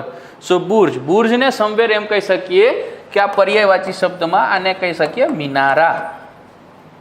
હવે પ્રાચીન અને મધ્યકાલીન કિલ્લાઓમાં મિનારા ન હોઈ શકે, નંબર 1. નંબર 2, સિદ્ધરાજના સમયમાં મિનારાઓ તો રેર કેસની અંદર સમજી શકીએ, કેમ કે એ સમયે સિદ્ધરાજના સમયે શું કહે કે ઇસ્લામ ધર્મ ગુજરાતમાં આવી ગયેલો, પણ આટલા બધા સ્થાપત્યની દ્રષ્ટિએ આગળ નહોતો. બરાબર, તો 2 વસ્તુ થઈ. ચલો, અહીંયા મિનારા બુર્જ આવેલા છે એટલી આપણે ખબર પડે. અહીં 4 દરવાજા છે: મધપોળ દરવાજો, રક્ષાપોળ દરવાજો, હરિજન દરવાજો અને ધર્મ દરવાજો. મધપોળ દરવાજો મારું ગુર્જર શૈલીનો બનેલો છે. બરાબર, સો આ જે છે આ મારું ગુર્જર છે, મારું ગુર્જર શૈલીનો છે, અને આ એને સુંદર કોતરણી કામ ધરાવે છે. બીજું સમજો, તેમાં ગણેશ, ભૈરવ જેવા દેવ દેવતાનો ઉત્તમ કોતરણી છે. આ કિલ્લાના નિર્માણ માટે વિદેશથી પથ્થર પણ આવેલા છે. આ કિલ્લામાં ભારતીય હિન્દુ સ્થાપત્યની ઝાંખી કરાવે, તેમાં ઇસ્લામિક શૈલીનો પ્રભાવ પણ જોવા મળે.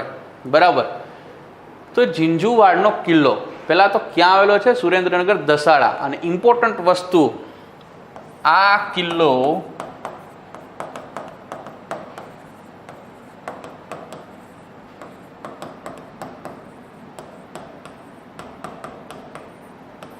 ઇન્ડો ઇસ્લામિક શૈલીનો બનેલો છે. જો આવા પ્રશ્ન બી પૂછે છે, કઈ શૈલીનો છે, આવા પ્રશ્ન ક્યાંક ને ક્યાંક તમને પૂછાયા કરશે.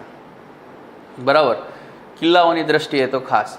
તો 2 મહત્વના કિલ્લાઓ હતા. શું કહે સિદ્ધરાજ જયસિંહ દ્વારા બાંધવામાં આવ્યા, એ મેં તમને ભણાવ્યા. હવે અહીંયા ત્રીજો જે છે મધ્યકાલીન સમયમાં બનેલો ભદ્રનો કિલ્લો, જેને આપણે કહેશું લાલ દરવાજાનો કિલ્લો. બરાબર, ચલો. સો કિલ્લાના ચર્ચાની અંદર આપણે ત્રીજો કિલ્લો સમજશું, ભદ્રનો કિલ્લો, જેને આપણે લાલ દરવાજાના નામથી ઓળખીએ છીએ. બરાબર જી, જેને આપણે લાલ દરવાજાના નામથી ઓળખીએ. ભદ્રનો કિલ્લો ક્યાં આવેલો છે એ તો મારે તમને કહેવાની જરૂર નથી, કેમ કે અમદાવાદમાં આવેલો છે. બરાબર, બાદશાહ અહેમદ શાહે 1411માં અમદાવાદ વસાવતાની સાથે પહેલો કિલ્લો જે બાંધ્યો એ ભદ્રનો કિલ્લો બાંધ્યો. હાલમાં તે ભદ્રના કિલ્લા તરીકે પણ ઓળખાય છે. તો આ ઘટના તો ખબર જ છે કે બાદશાહ અહેમદ શાહને પાટણ જે પાટણ રાજધાની તરીકે એમને પસંદ ન હતી, અને નવી રાજધાનીની શોધ માટે તેઓ સાબરમતી નદી કિનારે આવ્યા, અને સાબરમતી નદી કિનારે એમણે એક નવો રાજધાની વસાવી, અમદાવાદ, એમના નામ પરથી. બરાબર, દેન આ કિલ્લાનું ખાતમુહૂર્ત એમને અહેમદ શાહે એમના ગુરુ શેખ અહમદ ખટ્ટુ ગંજબક્ષ, એમના ગુરુ હતા. બરાબર, આમને સરખેજના સંત તરીકે પણ ઓળખવામાં આવે. આ સિવાય સરખેજનો રોજો બહુ પ્રખ્યાત છે ભાઈ. તો રોજા સંબંધિત ચર્ચા એક લઈએ કે ભાઈ પહેલાં તો શેખ અહેમદ ખટ્ટુ ગંજબક્ષ, તો એ અહેમદ શાહના ગુરુ. નંબર 2, એના જગ્યા જે છે એ એમને સરખેજના સંત તરીકે ઓળખવામાં આવે. એમને જે દફનાવવામાં આવ્યા એને કહેવાય સર રોજો. ક્યાંનો? સરખેજનો. આ સરખેજનો રોજો બંધાવ્યો કેને? તો અહીંયા આવશે મહમદ બેગડો. બરાબર, ચલો. આ કિલ્લો લગભગ ચોરસ આકારે 43 ચોરસ એકરમાં ફેલાયેલો છે. આ વિસ્તાર એટલે કે લાલ દરવાજા તરીકે ઓળખવામાં આવે. આ સિવાય આપને પણ ખબર છે કે અહેમદ શાહે જ્યારે અમદાવાદ નગર વસાવ્યું તો એની સાથે સાથે એણે ફરતે કોટ બાંધ્યો અને 12 દરવાજા આવવા જવા માટે રાખ્યા હતા, જેમાં એક લાલ દરવાજા, ખાનપુર દરવાજા, શાહપુર દરવાજા, દિલ્હી દરવાજા, દરિયાપુર દરવાજા, પ્રેમ દરવાજા, સારંગપુર દરવાજા, રાયપુર દરવાજા, આસ્ટોડિયા દરવાજા અને ગાયકવાડ દરવાજા. આ કિલ્લાનો મુખ્ય દરવાજો રાજમહેલની પાસે હોવાની માન્યતા હતી.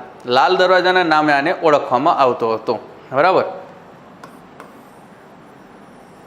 સવાલ એ થાય કે લાલ દરવાજાને લાલ દરવાજો કહેવાય શું કામે? લાલ કલરનો હતો એટલે?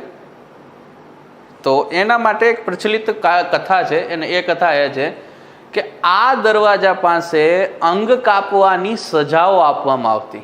કોઈને બી એમ કીધું હોય કે આમનું એક અંગ કાપી નાખો, હાથ કાપી નાખો, પગ કાપી નાખો, તો આ દરવાજા પાસે કાપવામાં આવતી. અને આ દરવાજો છે એ લોહીથી લાલ જ રહેતો, એટલે આ દરવાજાનું નામ લાલ દરવાજા પડ્યું છે. આવી એક પ્રચલિત માન્યતા બી છે. બરાબર, હાલમાં તે આ દરવાજો અસ્તિત્વમાં જોવા નથી અને બાજુમાં અહીંયા સીદી સૈયદની મસ્જિદ પણ જોવા મળે છે. અમદાવાદનું પ્રખ્યાત સ્થાપત્ય છે સીદી સૈયદની મસ્જિદ, બરાબર, સોરી સીદી સૈયદની મસ્જિદ, હાજી. દેન આ કિલ્લાની અંદર બાદશાહ અહેમદ શાહે બંધાવેલી જામા મસ્જિદ આવેલી છે, બરાબર. આ ઈસવીસન 1423માં બંધાયેલી ગુજરાતની અને ભારતમાં સૌથી મોટી મસ્જિદોમાં સ્થાન ધરાવે. જો જે જામા મસ્જિદનું ડેફિનેશન જ એ છે કે સૌથી મોટી મસ્જિદ હોય, સૌથી મોટી મસ્જિદ હોય એ જે છે એને જામાનો દરજ્જો મળે. ઉપરાંત સ્થાપત્ય રચના અને શિલ્પ શોભાની દ્રષ્ટિએ પણ મહત્વનું સ્થાન છે આ કિલ્લાનું. અને તેની આસપાસ 2 ઊંચા મિનારા હતા જે 1819ના ધરતીકંપના સમયે તૂટી અને પડી ગયા, બરાબર. ચલો, આ સિવાય આવશે હવે તમારે સમજવા જેવું, એ આવશે વાવ, બરાબર. ગુજરાતના સ્થાપત્યમાં વાવ ખૂબ જ મહત્વનું સ્થાન ધરાવે છે.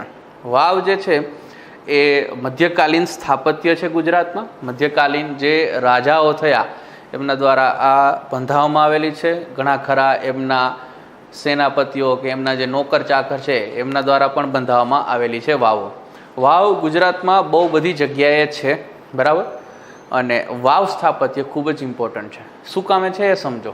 પહેલાં તો ડેફિનેશન સમજો. કૂવો અને વાવ આ બંને અલગ અલગ વસ્તુ છે, બરાબર. વાવ એ કૂવાનો એક પ્રકાર છે, પણ કૂવામાં પગથિયા સાથે જોડવામાં આવે તો એ વાવ કહેવાય, બરાબર. વાવમાં જે છે એ પગથિયા હોય તો એ વાવ કહેવાય, નહીતર જે છે એ કૂવો કહેવાય. ખેતરમાં જે છે એ કૂવો છે, પણ જો ઉતરવા માટે પગથિયા બનાવેલા છે તેને એ વાવ કહેવાશે, બરાબર. બીજા શબ્દોમાં કહીએ તો કૂવામાંના પાણી સુધી ઉતરવા માટે જે પહોંચી શકાય તેવો કૂવો એટલે કે વાવ. વાવ મોટે ભાગે પરિસરમાં બાંધેલી અને સુરક્ષિત હોય છે તથા મહદઅંશે મળતી વાવો શિલ્પકલાના ઉત્કૃષ્ટ નમૂના જેમાં સુંદર કોતરણી કરેલી હોય છે. અમુક વાવો એવી પણ છે જેમાં ગોઠવણી કરેલી હોય છે કે બળદની મદદથી ચક્ર ફરે અને એમાંથી પાણી ખેંચી છે. આને કહેવાય કોષ, બરાબર. કોષ દ્વારા જે છે પાણી ખેંચવામાં આવે. સો વાવ જે છે બેઝિકલી પાણી માટે તો છે જ, પણ એમાં ઉતરવા માટે જે પગથિયા છે સાથે સાથે એની પર શિલ્પકામ બી કરવામાં આવ્યું. આવી વિશિષ્ટ પ્રકારની વાવો ભારતમાં 2 રાજ્યમાં વ્યવસ્થિત રીતના જોવા મળે. 2 રાજ્ય એવા છે જ્યાં આ વાવ જોવા મળે. એક મળી આવે તમને રાજસ્થાન, બીજું મળી આવે તમને ગુજરાત, બરાબર. વાવને હિન્દીમાં બાવલી પણ કહેવાય. અને આવી એક બાવલી જે છે એ દિલ્હીમાં પણ આવેલી છે જેને કહેવાય ઉગ્રસેનની બાવલી, બરાબર. ઉગ્રસેનની બાવલી, હિન્દીમાં વાવને બાવલી પણ કહેવાય છે, બરાબર. ચલો, તો એક તમને ખબર પડી કે પાણી માટે છે, બીજું એની અંદર શિલ્પકલા બી ઊભી કરવામાં આવેલી છે. સામાન્ય રીતે પશ્ચિમ ભારતમાં આવી વાવ જોવા મળે છે. ઉપરાંત વધુ અન્ય ઊંડાઈએ એક સ્થળેથી બીજે સ્થળે પાણી પહોંચાડવાનું અંતર ઘટાડવા માટે અથવા પીવાલાયક પાણી જ્યાં ઓછું મળતું હોય એવા શુષ્ક વિસ્તારોમાં પણ આ વાવ બાંધવામાં આવે. આવી પ્રકારની વાવ પાકિસ્તાનમાં પણ છે ભાઈ, બરાબર. સો ગુજરાત, રાજસ્થાન, પાકિસ્તાન, દિલ્હી આવા જગ્યાઓમાં તમને વાવ જોવા મળી જાય છે, બરાબર. ચલો થોડુંક સમજીએ બીજું. વાવનું બાંધકામ આમ તો પાણીને સરળતાથી ઉપયોગ કરવા માટે જ કરવામાં આવતું હોય છે. આમ છતાં કેટલીક જગ્યાએ તેના પર બાંધકામ વેળાએ મહત્વપૂર્ણ સ્થાપત્ય અને વ્યક્તિ કે રાજ્યની ઓળખ પણ બની જાય છે. જેમ કે આપણે ત્યાં 2 વાવ વ્યક્તિ અને સ્થાપત્ય માટે ખૂબ જ ફેમસ છે. જેમ કે એક છે રાણીની વાવ અને બીજી જે છે એ છે અડાલજની વાવ, બરાબર. સો આ 2 એવી વાવ છે જે રાજ્યની ઓળખ પણ બની ગઈ છે, એક પર્ટિક્યુલર વંશની ઓળખ પણ બની ગઈ છે અને પર્ટિક્યુલર એક વ્યક્તિ માટે બી આ પ્રખ્યાત છે, બરાબર. આ વાવ જે છે એનું સ્થાપત્ય સમજવા જેવું, બરાબર. વાવ 4 પ્રકારની હોઈ શકે. એક હોય નંદા, બીજી હોય ભદ્રા, ત્રીજી હોય જયા અને ચોથી હોય વિજયા. નંદા, ભદ્રા, જયા અને વિજયા આ 4 પ્રકારની વાવ હોય. બરાબર. વાવની અંદર નંદા પ્રકારની અંદર શું હોય તો આ સીડી છે ચડવા ઉતરવા માટે. બરાબર. અને અહીંયા કૂવો છે. એક સીડી ચડવા માટે છે, એ જ સીડી પાછી ઉતરવા માટે છે. ભદ્રામાં અગેન ડબલ સીડી થશે, 2 સીડી ચડવા માટે, 2 સીડી ઉતરવા માટે. બરાબર. એવી જ રીતના જયા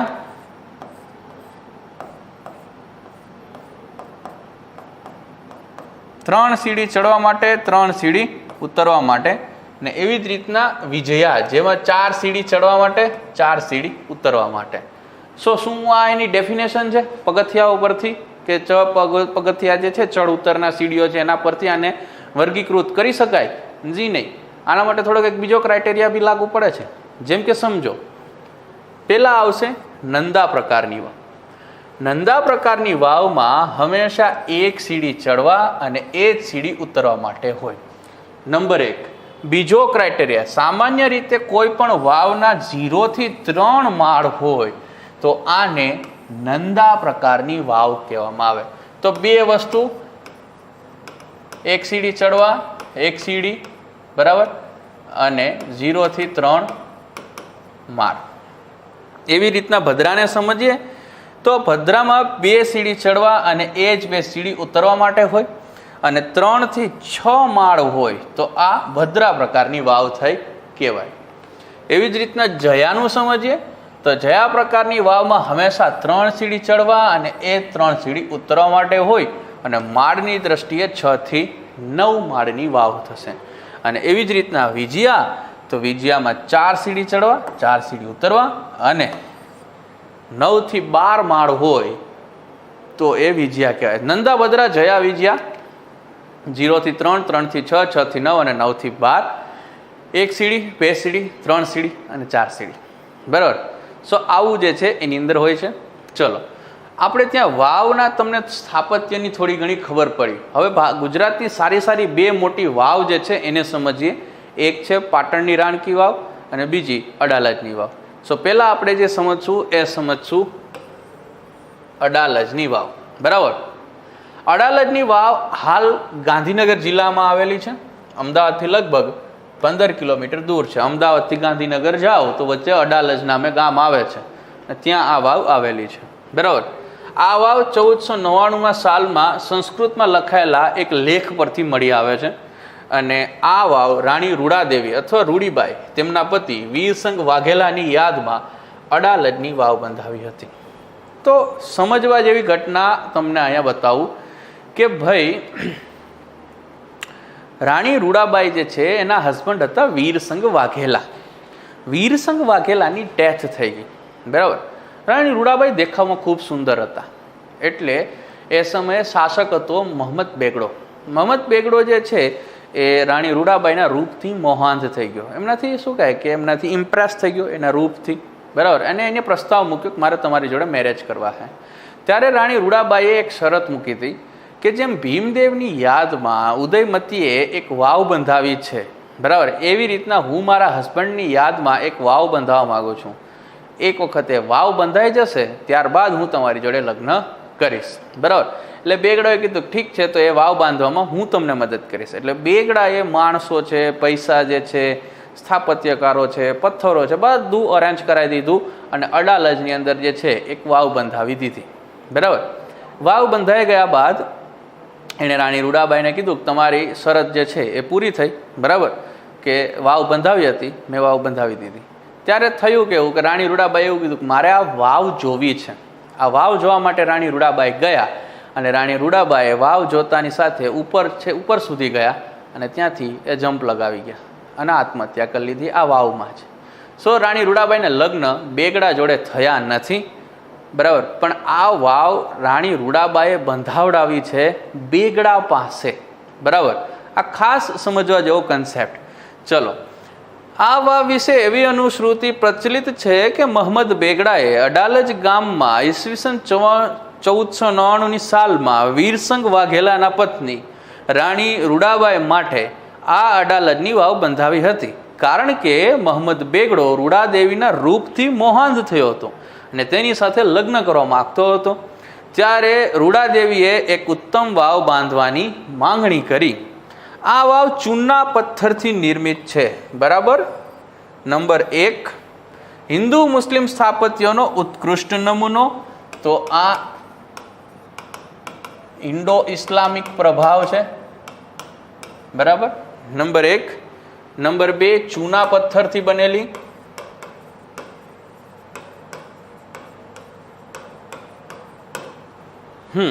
આ વાવની કુલ લંબાઈ 251 ફૂટ છે, જેમાં 3 પ્રવેશ દ્વાર છે અને 5 માળ છે. તો એક સમજો કે 5 માળની વાવ થઈ, તો આ કઈ કેટેગરીની અંદર આવશે? 0 થી 3 નંદા અને 3 થી 6 ભદ્રા. તો આ ભદ્રા પ્રકારની વાવ થશે? જી નહીં, આ જયા પ્રકારની વાવ છે. કેમ કે આમાં 3 સીડી છે ચડવા અને ઉતરવા માટે. તમે અડાલજની વાવ જ્યારે એક વખત જોવા જશો ત્યારે તમને એક જ રસ્તો આપવામાં આવશે, એક જ રસ્તેથી તમે ચડ ઉતર કરશો.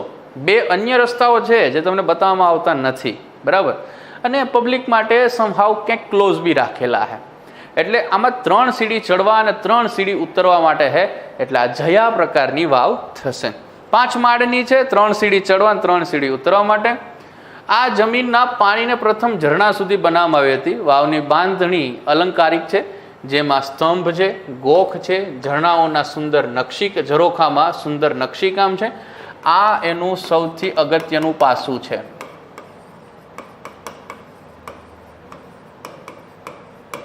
બરાબર. સૌથી અગત્યની વસ્તુ છે એના ઝરૂખા. જ્યારે સીડીએથી તમે ઉતરો છો ત્યારે ઝરૂખા બાલ્કનીઝ જેવું બનાવી રાખ્યું છે, નાના નાના, અને પબ્લિક ત્યાં લાઇનમાં ઊભી હોય છે ઝરૂખામાં બેસીને ફોટા પડાવવા માટે. બરાબર. તો ઝરૂખા એનું એક આગવું પાસું છે.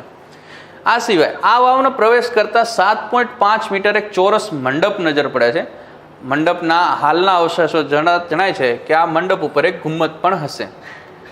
એક ગોખમાં ગુજરાતી આકારની 9 ગાગરની 3 ઉતરડા કોતરેલી છે. બીજા ગોખમાં મુસ્લિમ કલ્પવૃક્ષ જે છે એ તમને જોવા મળે અને ચિરાગની આકૃતિ જોવા મળે. સો એની દિવાલો પર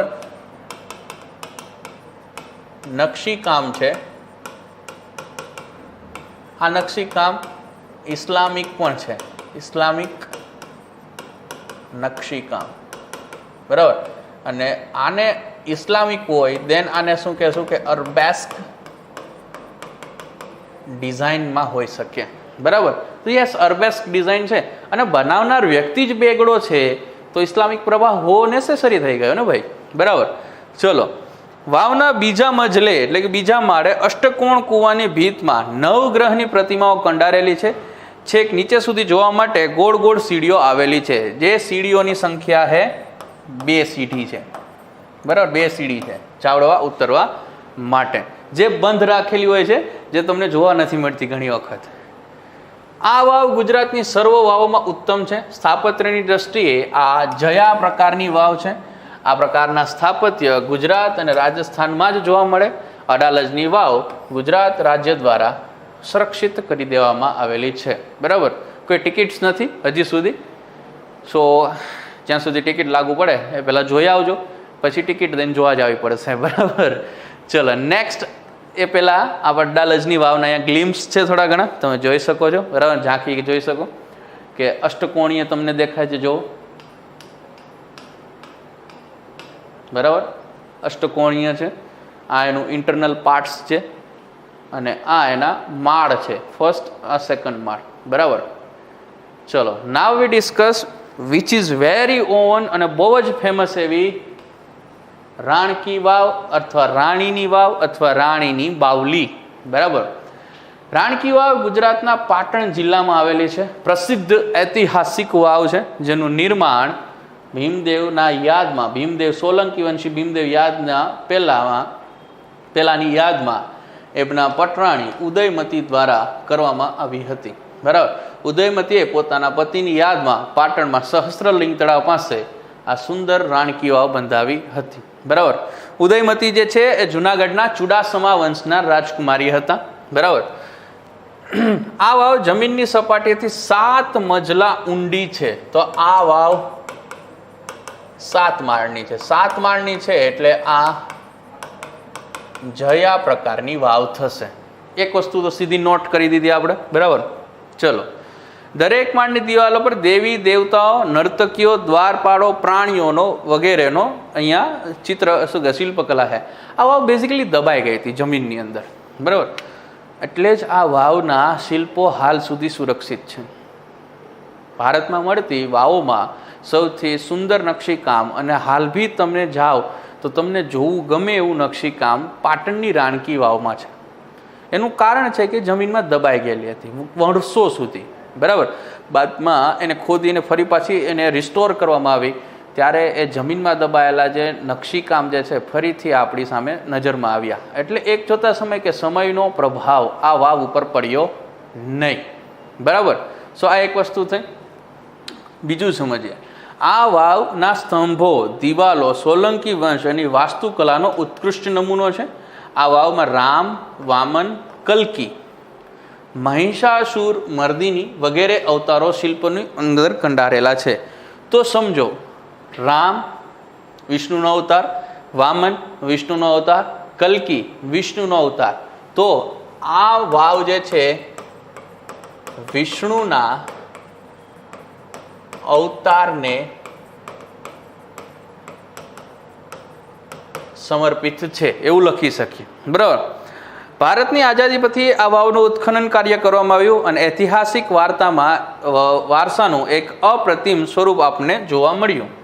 રાણકી વાવ એકમાત્ર વાવ છે જે વિશ્વના વિરાસતની સૂચિમાં છે. તે 23 જૂન 2014ના રોજ બરાબર વર્લ્ડ હેરિટેજ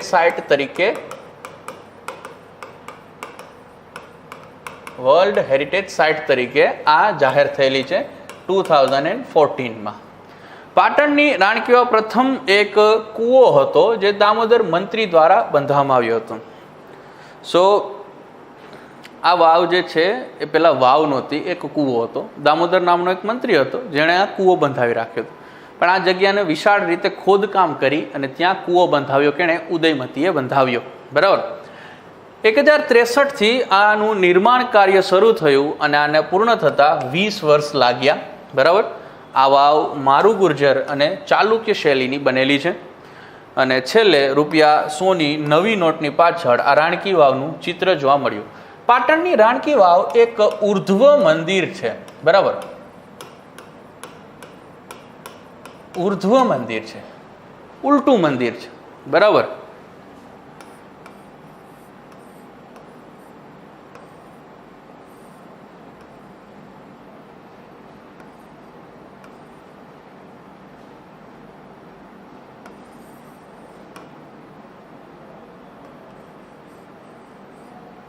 આ એક ઊંધું મંદિર છે. આને ટ્વિસ્ટ કરીએ, સીધું કરીએ તો સીધું મંદિર થઈ જાય. આ ઊંધું મંદિર છે. પાટણની રાણકી વાવમાં પગથિયેથી નીચે ઉતરો એટલે મંડપ આવે. મંડપથી આવો એટલે ગર્ભગૃહ આવે અને આ ખાડો છે. તો આ એક ઉર્ધ્વ પ્રકારનું મંદિર છે. બરાબર. આ એની એક નવી વિશેષતા છે. ચલો, પાટણની રાણકી વાવના થોડા ઘણા ગ્લિમ્સ તમારી નજર સામે છે, તમે જોઈ શકો છો. જેમાં ઉતરતા તમે સેકન્ડ જે ગ્રીન કલરનું પિક્ચર છે જેમાં તમારે ઉતરવું પડે છે.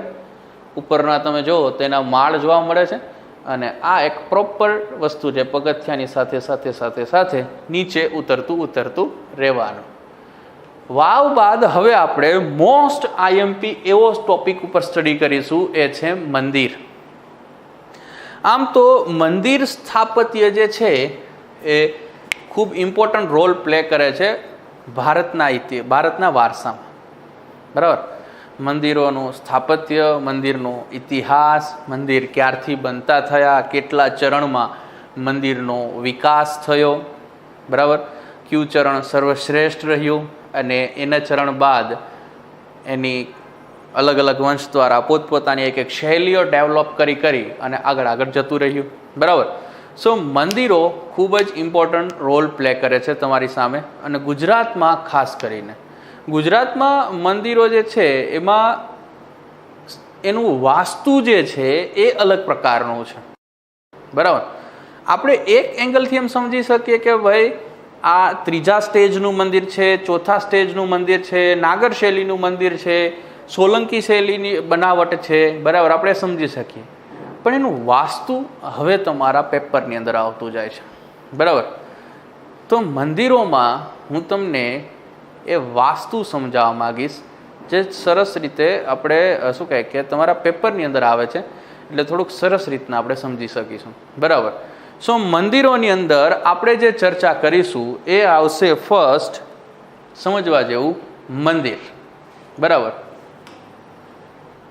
મંદિરની વાસ્તુકલાની શૈલીઓ. મંદિર ભારતમાં 3 પ્રકારના હોય છે.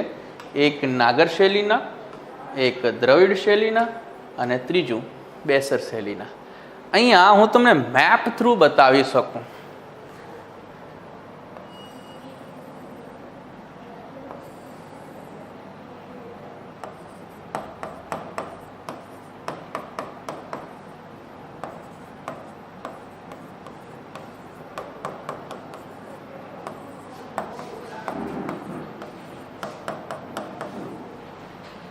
જો 3 ડિવાઈડ થયેલા છે, નાગર શૈલી, બેસર શૈલી અને દ્રવિડ શૈલી. નાગર શૈલી જે છે હિમાલયથી લઈ છેક ગોદાવરી નદી સુધી મળે તમને, હિમાલયથી લઈ છેક ગોદાવરી નદી સુધી, બરાબર.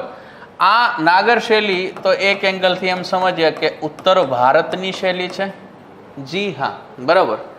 દેન દ્રવિડ શૈલી જે છે તમને દક્ષિણ પઢારમાં જોવા મળે અને આને દક્ષિણ ભારતની શૈલી કહી શકીએ.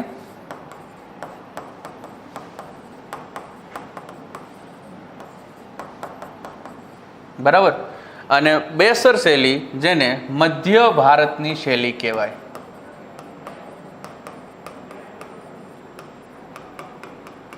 મધ્ય ભારતની શૈલી. બીજું 3 પ્રકારની શૈલી થઈ, નાગર પ્લસ દ્રવિડ, બરાબર, ઇઝ ઇક્વલ ટુ બેસર. 3 શૈલી છે આપણી પાસે, નાગર, દ્રવિડ અને બેસર. એમાં બી ખાસ સમજો કે નાગર શૈલી અને દ્રવિડ શૈલીને મિશ્રિત કરીએ તો બેસર શૈલી બને, બરાબર. So Nagar plus Dravid is equal to Besar શૈલી. આ નાગર શૈલીના જન્મદાતા જે છે એ છે ગુપ્ત વંશ. બેસર શૈલીના જે જન્મદાતા જે છે એ છે ચાલુક્ય વંશ. જ્યારે દ્રવિડ શૈલીના જન્મદાતા જે છે એ છે ચોલ વંશ, બરાબર. હવે નાગરમાં તો કોઈ એવું ડિલ્યુઝન કે દુવિધા નથી, એવી જ રીતના બેસરમાં બી કોઈ દુવિધા નથી. દ્રવિડમાં એક દુવિધા છે જે સમજવા જેવી છે. આપણે એમ સમજીએ છીએ કે ભાઈ દ્રવિડ શૈલીના મંદિરોનું નિર્માણ જે છે એ ચોલ વંશે કર્યું, જે હકીકત છે, એમાં કોઈ ખોટું નથી. પણ પ્રારંભિક દ્રવિડ શૈલી, જ્યારે ચોલ વંશને ખબર બી નહોતી કે મંદિરો બને, બરાબર, સરસ રીતના, એવા પ્રારંભિક શું કહેવાય કે દ્રવિડ શૈલીના મંદિરો જે છે એ પલ્લવ વંશને આભારી છે. પલ્લવ વંશને હટાવી દક્ષિણમાં ચોલ વંશ સ્થાપિત થયો છે, બરાબર, ખાસ સમજો. સો પલ્લવ વંશ જે છે એ પ્રારંભિક વંશ છે જેણે શું કહેવાય કે દ્રવિડ શૈલીને જન્મ આપ્યો. પણ એને એની ઊંચાઈઓ ઉપર કોણ લઈ જશે? તો ચોલ વંશ જે છે એ એની ઊંચાઈઓ પર લઈ જશે. એટલે જ ચોલ વંશને દ્રવિડ શૈલીના જન્મદાતા કહેવાય. હવે ગુજરાત તો અહીંયા કવરઅપ થઈ ગયું, તો ગુજરાતમાં નાગર શૈલી ટચ થશે, બરાબર. તો પેલા નાગર શૈલી સમજો, દેન આપણે બીજી બધી વસ્તુ સમજીએ. નાગર શૈલી સર્વપ્રથમ નગરોમાં આ પ્રકારના મંદિરોનું નિર્માણ થવાથી આને નાગર શૈલી કહેવામાં આવ્યું. આને આર્યવર્ત શૈલી પણ કહેવાય. એક એંગલથી તમને પેલી કથા કે જે ઘટના જે છે યાદ હશે કે જ્યારે આર્યો ભારતમાં આગમન કરે છે ત્યારે એ ઉત્તરમાંથી દક્ષિણમાં દ્રવિડ લોકોને સ્થળાંતર કરાવી દે છે અને આ એરિયામાં એ સ્થાપિત થઈ જાય છે. આર્યો મૂળભૂત રીતે આર્ય નામથી ઓળખાય, એટલે આને આર્યાવર્ત તરીકે ઓળખવામાં આવે ઉત્તર ભારતને. ઉત્તર ભારતમાં નિર્માણ પામેલી મંદિરની શૈલી આર્યવર્ત શૈલી કહેવાશે, બરાબર. આ શૈલીનો વિસ્તાર હિમાલયથી લઈ વિંધ્ય પર્વતમાળા સુધી ફેલાયેલો છે. નાગર શૈલીના મંદિરો તેના શિખર અને એના ચતુષ્કોણીય બાંધકામને લીધે પ્રખ્યાત છે, જે આગળ હું તમને બતાવું છું. બરાબર. નાગર શૈલી ઉત્તર ભારતના નર્મદા કિનારા સુધી જોવા મળે છે, પરંતુ ઘણા ખરા વિસ્તારો નર્મદા બાદ બી તમને દક્ષિણમાં બી નાગર શૈલીના મંદિરો જોવા મળે છે. સો એવું જરૂરી નથી કે ભાઈ ઉત્તરમાં જ નાગર શૈલીના મંદિરો હોય. ઉત્તરમાં ઘણા દ્રવિડ શૈલીના બી મંદિરો છે અને દક્ષિણમાં નાગર શૈલીના મંદિરો બી જોવા મળે છે. ગુજરાતમાં તો બંને પણ જોવા મળે છે. બરાબર, નાગર અને દ્રવિડ બંને બી જોવા મળે. ચલો થોડુંક આગળ સમજીએ. નાગર શૈલીના મંદિરો તેની વાસ્તુકલા મુજબ તેને 8 નહીં 9 ભાગની અંદર વહેંચવામાં આવે. જેમ કે આના 9 ભાગ કયા છે? મૂળાધાર, મશૂરક, જંઘા, શિખર, કપોત, ગ્રીવા, આમલક, કળશ અને ગર્ભગૃહ. મૂળાધાર તે જેના પર સંપૂર્ણ ભવન ઊભું કરવામાં આવ્યું છે. સો મૂળાધાર એટલે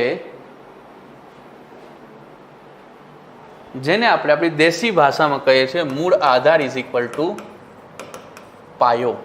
મકાનમાં જે જમીન ખોદી અને આપણે જે પાયો બનાવીએ, બરાબર, સો એને મૂળ આધાર કહેવાય. દેન આવે મશૂરક, પાયો અને દિવાલ વચ્ચેની જગ્યા.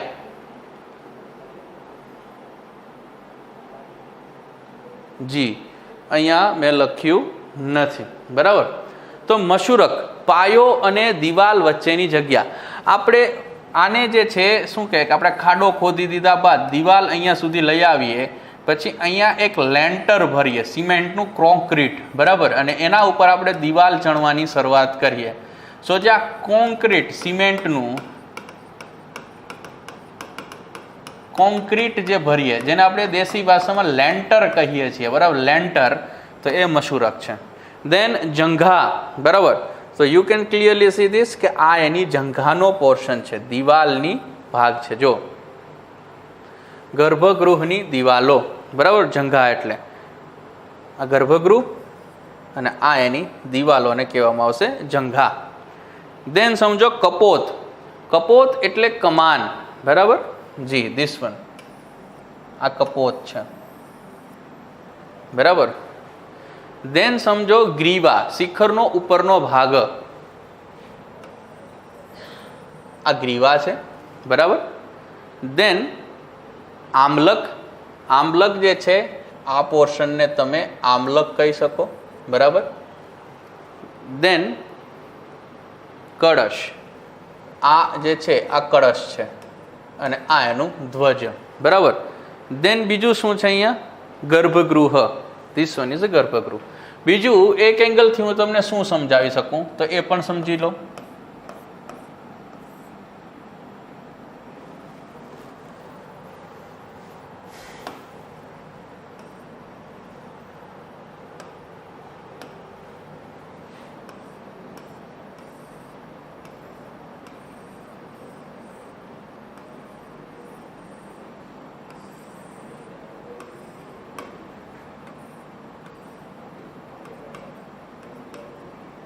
બરાબર. તો આવું કંઈક મંદિર તમે જોયું હોય, શિવ મંદિર મગજમાં એક વખત રાખજો, સિમ્પલ એવું શિવ મંદિર, બરાબર. તો શિવ મંદિર જતા પહેલા આપણે પગથિયા ચડવા પડે. જી યસ. દેન એક વિશાળ જગ્યા આવે જેને આપણે કહેશું મંડપ. મંડપ વચ્ચે અહીંયા એક વાહન બેઠેલું હોય છે. જો શિવ મંદિર હોય તો એ હશે નંદી, બરાબર. દેન મંડપ પૂરો થતાં એક જ રૂમ આવે. આ રૂમની અંદર એક મૂર્તિ પડેલી હોય છે, આને કહેવાય મૂર્તિ. જો શિવજીની મૂર્તિ છે તો અહીંયા હશે શિવલિંગ, બરાબર. આ ઓરડો જે છે આ ઓરડાને કહેવાશે ગર્ભગૃહ અને આ ઓરડાની બહારની ભાગની દિવાલ છે જેને કહેવામાં આવશે મંડોવર. મંડોવર સમજવા જેવી વસ્તુ છે. શું કામ કે આપણે ગર્ભગૃહમાં જ્યારે પ્રવેશ કરીએ ત્યારે ગર્ભગૃહની અંદર ખાસ સમજો, ગર્ભગૃહની અંદર મૂર્તિ જ્યાં પડેલી છે એના ઇન્ટરનલ દિવાલો છે, અંદરની દિવાલો, એમાં નકશીકામ નહીં હોય. પણ એ જ ગર્ભગૃહની બહારની જે દિવાલો છે, આઉટર પોર્શનનો જે છે, ત્યાં તમને નકશીકામ જોવા મળશે. એટલે આને મંડોવરની ઉપમા આપેલી છે. દેન અહીંયા જે છે આને કહેશું આપણે શિખર કહેશું, બરાબર. તો અહીંયા તમને થોડું ઘણું મગજમાં બેસી ગયું, જેમ કે મહામંડપ, અર્ધમંડપ. અહીંયા એક નાનો ભાગ પાડી દો તો આને અર્ધમંડપ પણ કહેવાય, બરાબર, આ પૂર્ણ મંડપ. ચલો, તો તમને આમાં એક વસ્તુ ખબર પડી. થોડુંક બીજું સમજીએ. નાગર શૈલીના મંદિરોને હંમેશા ઉત્તર ભારતના મંદિરો તરીકે ઉલ્લેખવામાં આવ્યા છે. ઉત્તર ભારતમાં પણ આ મંદિરોની બીજી પેટા શૈલીઓ જોવા મળે, જેમ કે નાગર શૈલીની 3 પેટા શૈલી છે. એક ઓડિસી શૈલી, એક ખજુરાહો શૈલી અને એક સોલંકી શૈલી. ઓડિસી શૈલીના જન્મદાતા જે છે એ છે ગંગવંશ, બરાબર.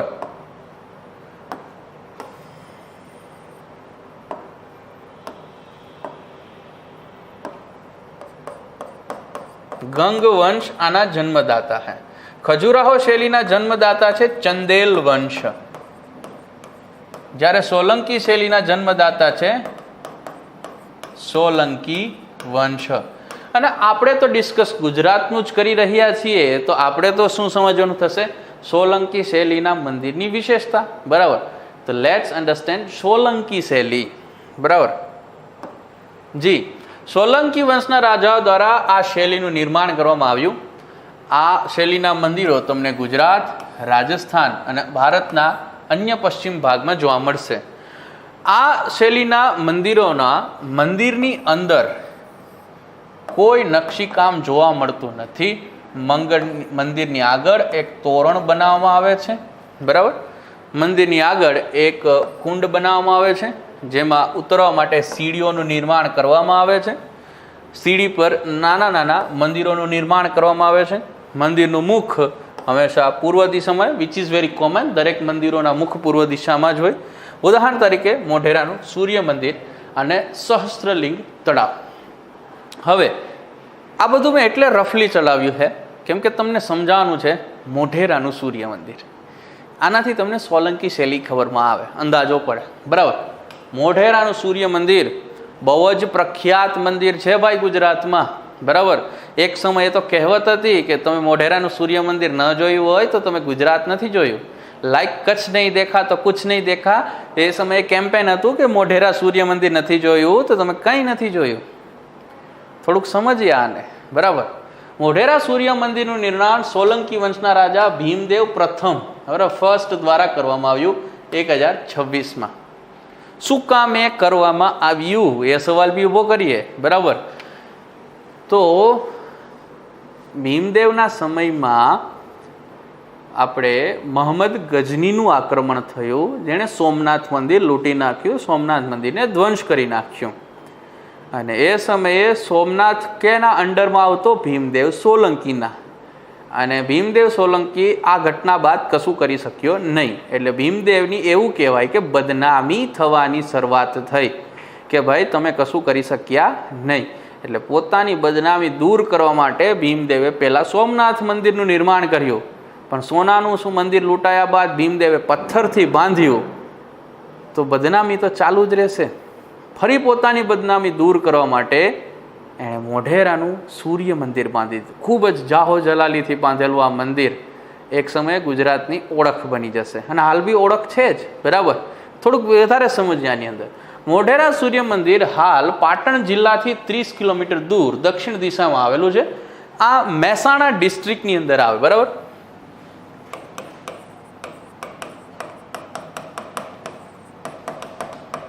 મહેસાણા જિલ્લામાં આવે છે.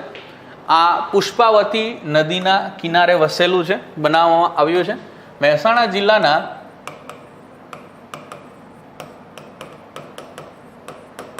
બેચરાજી તાલુકાની અંદર આ આવેલું છે.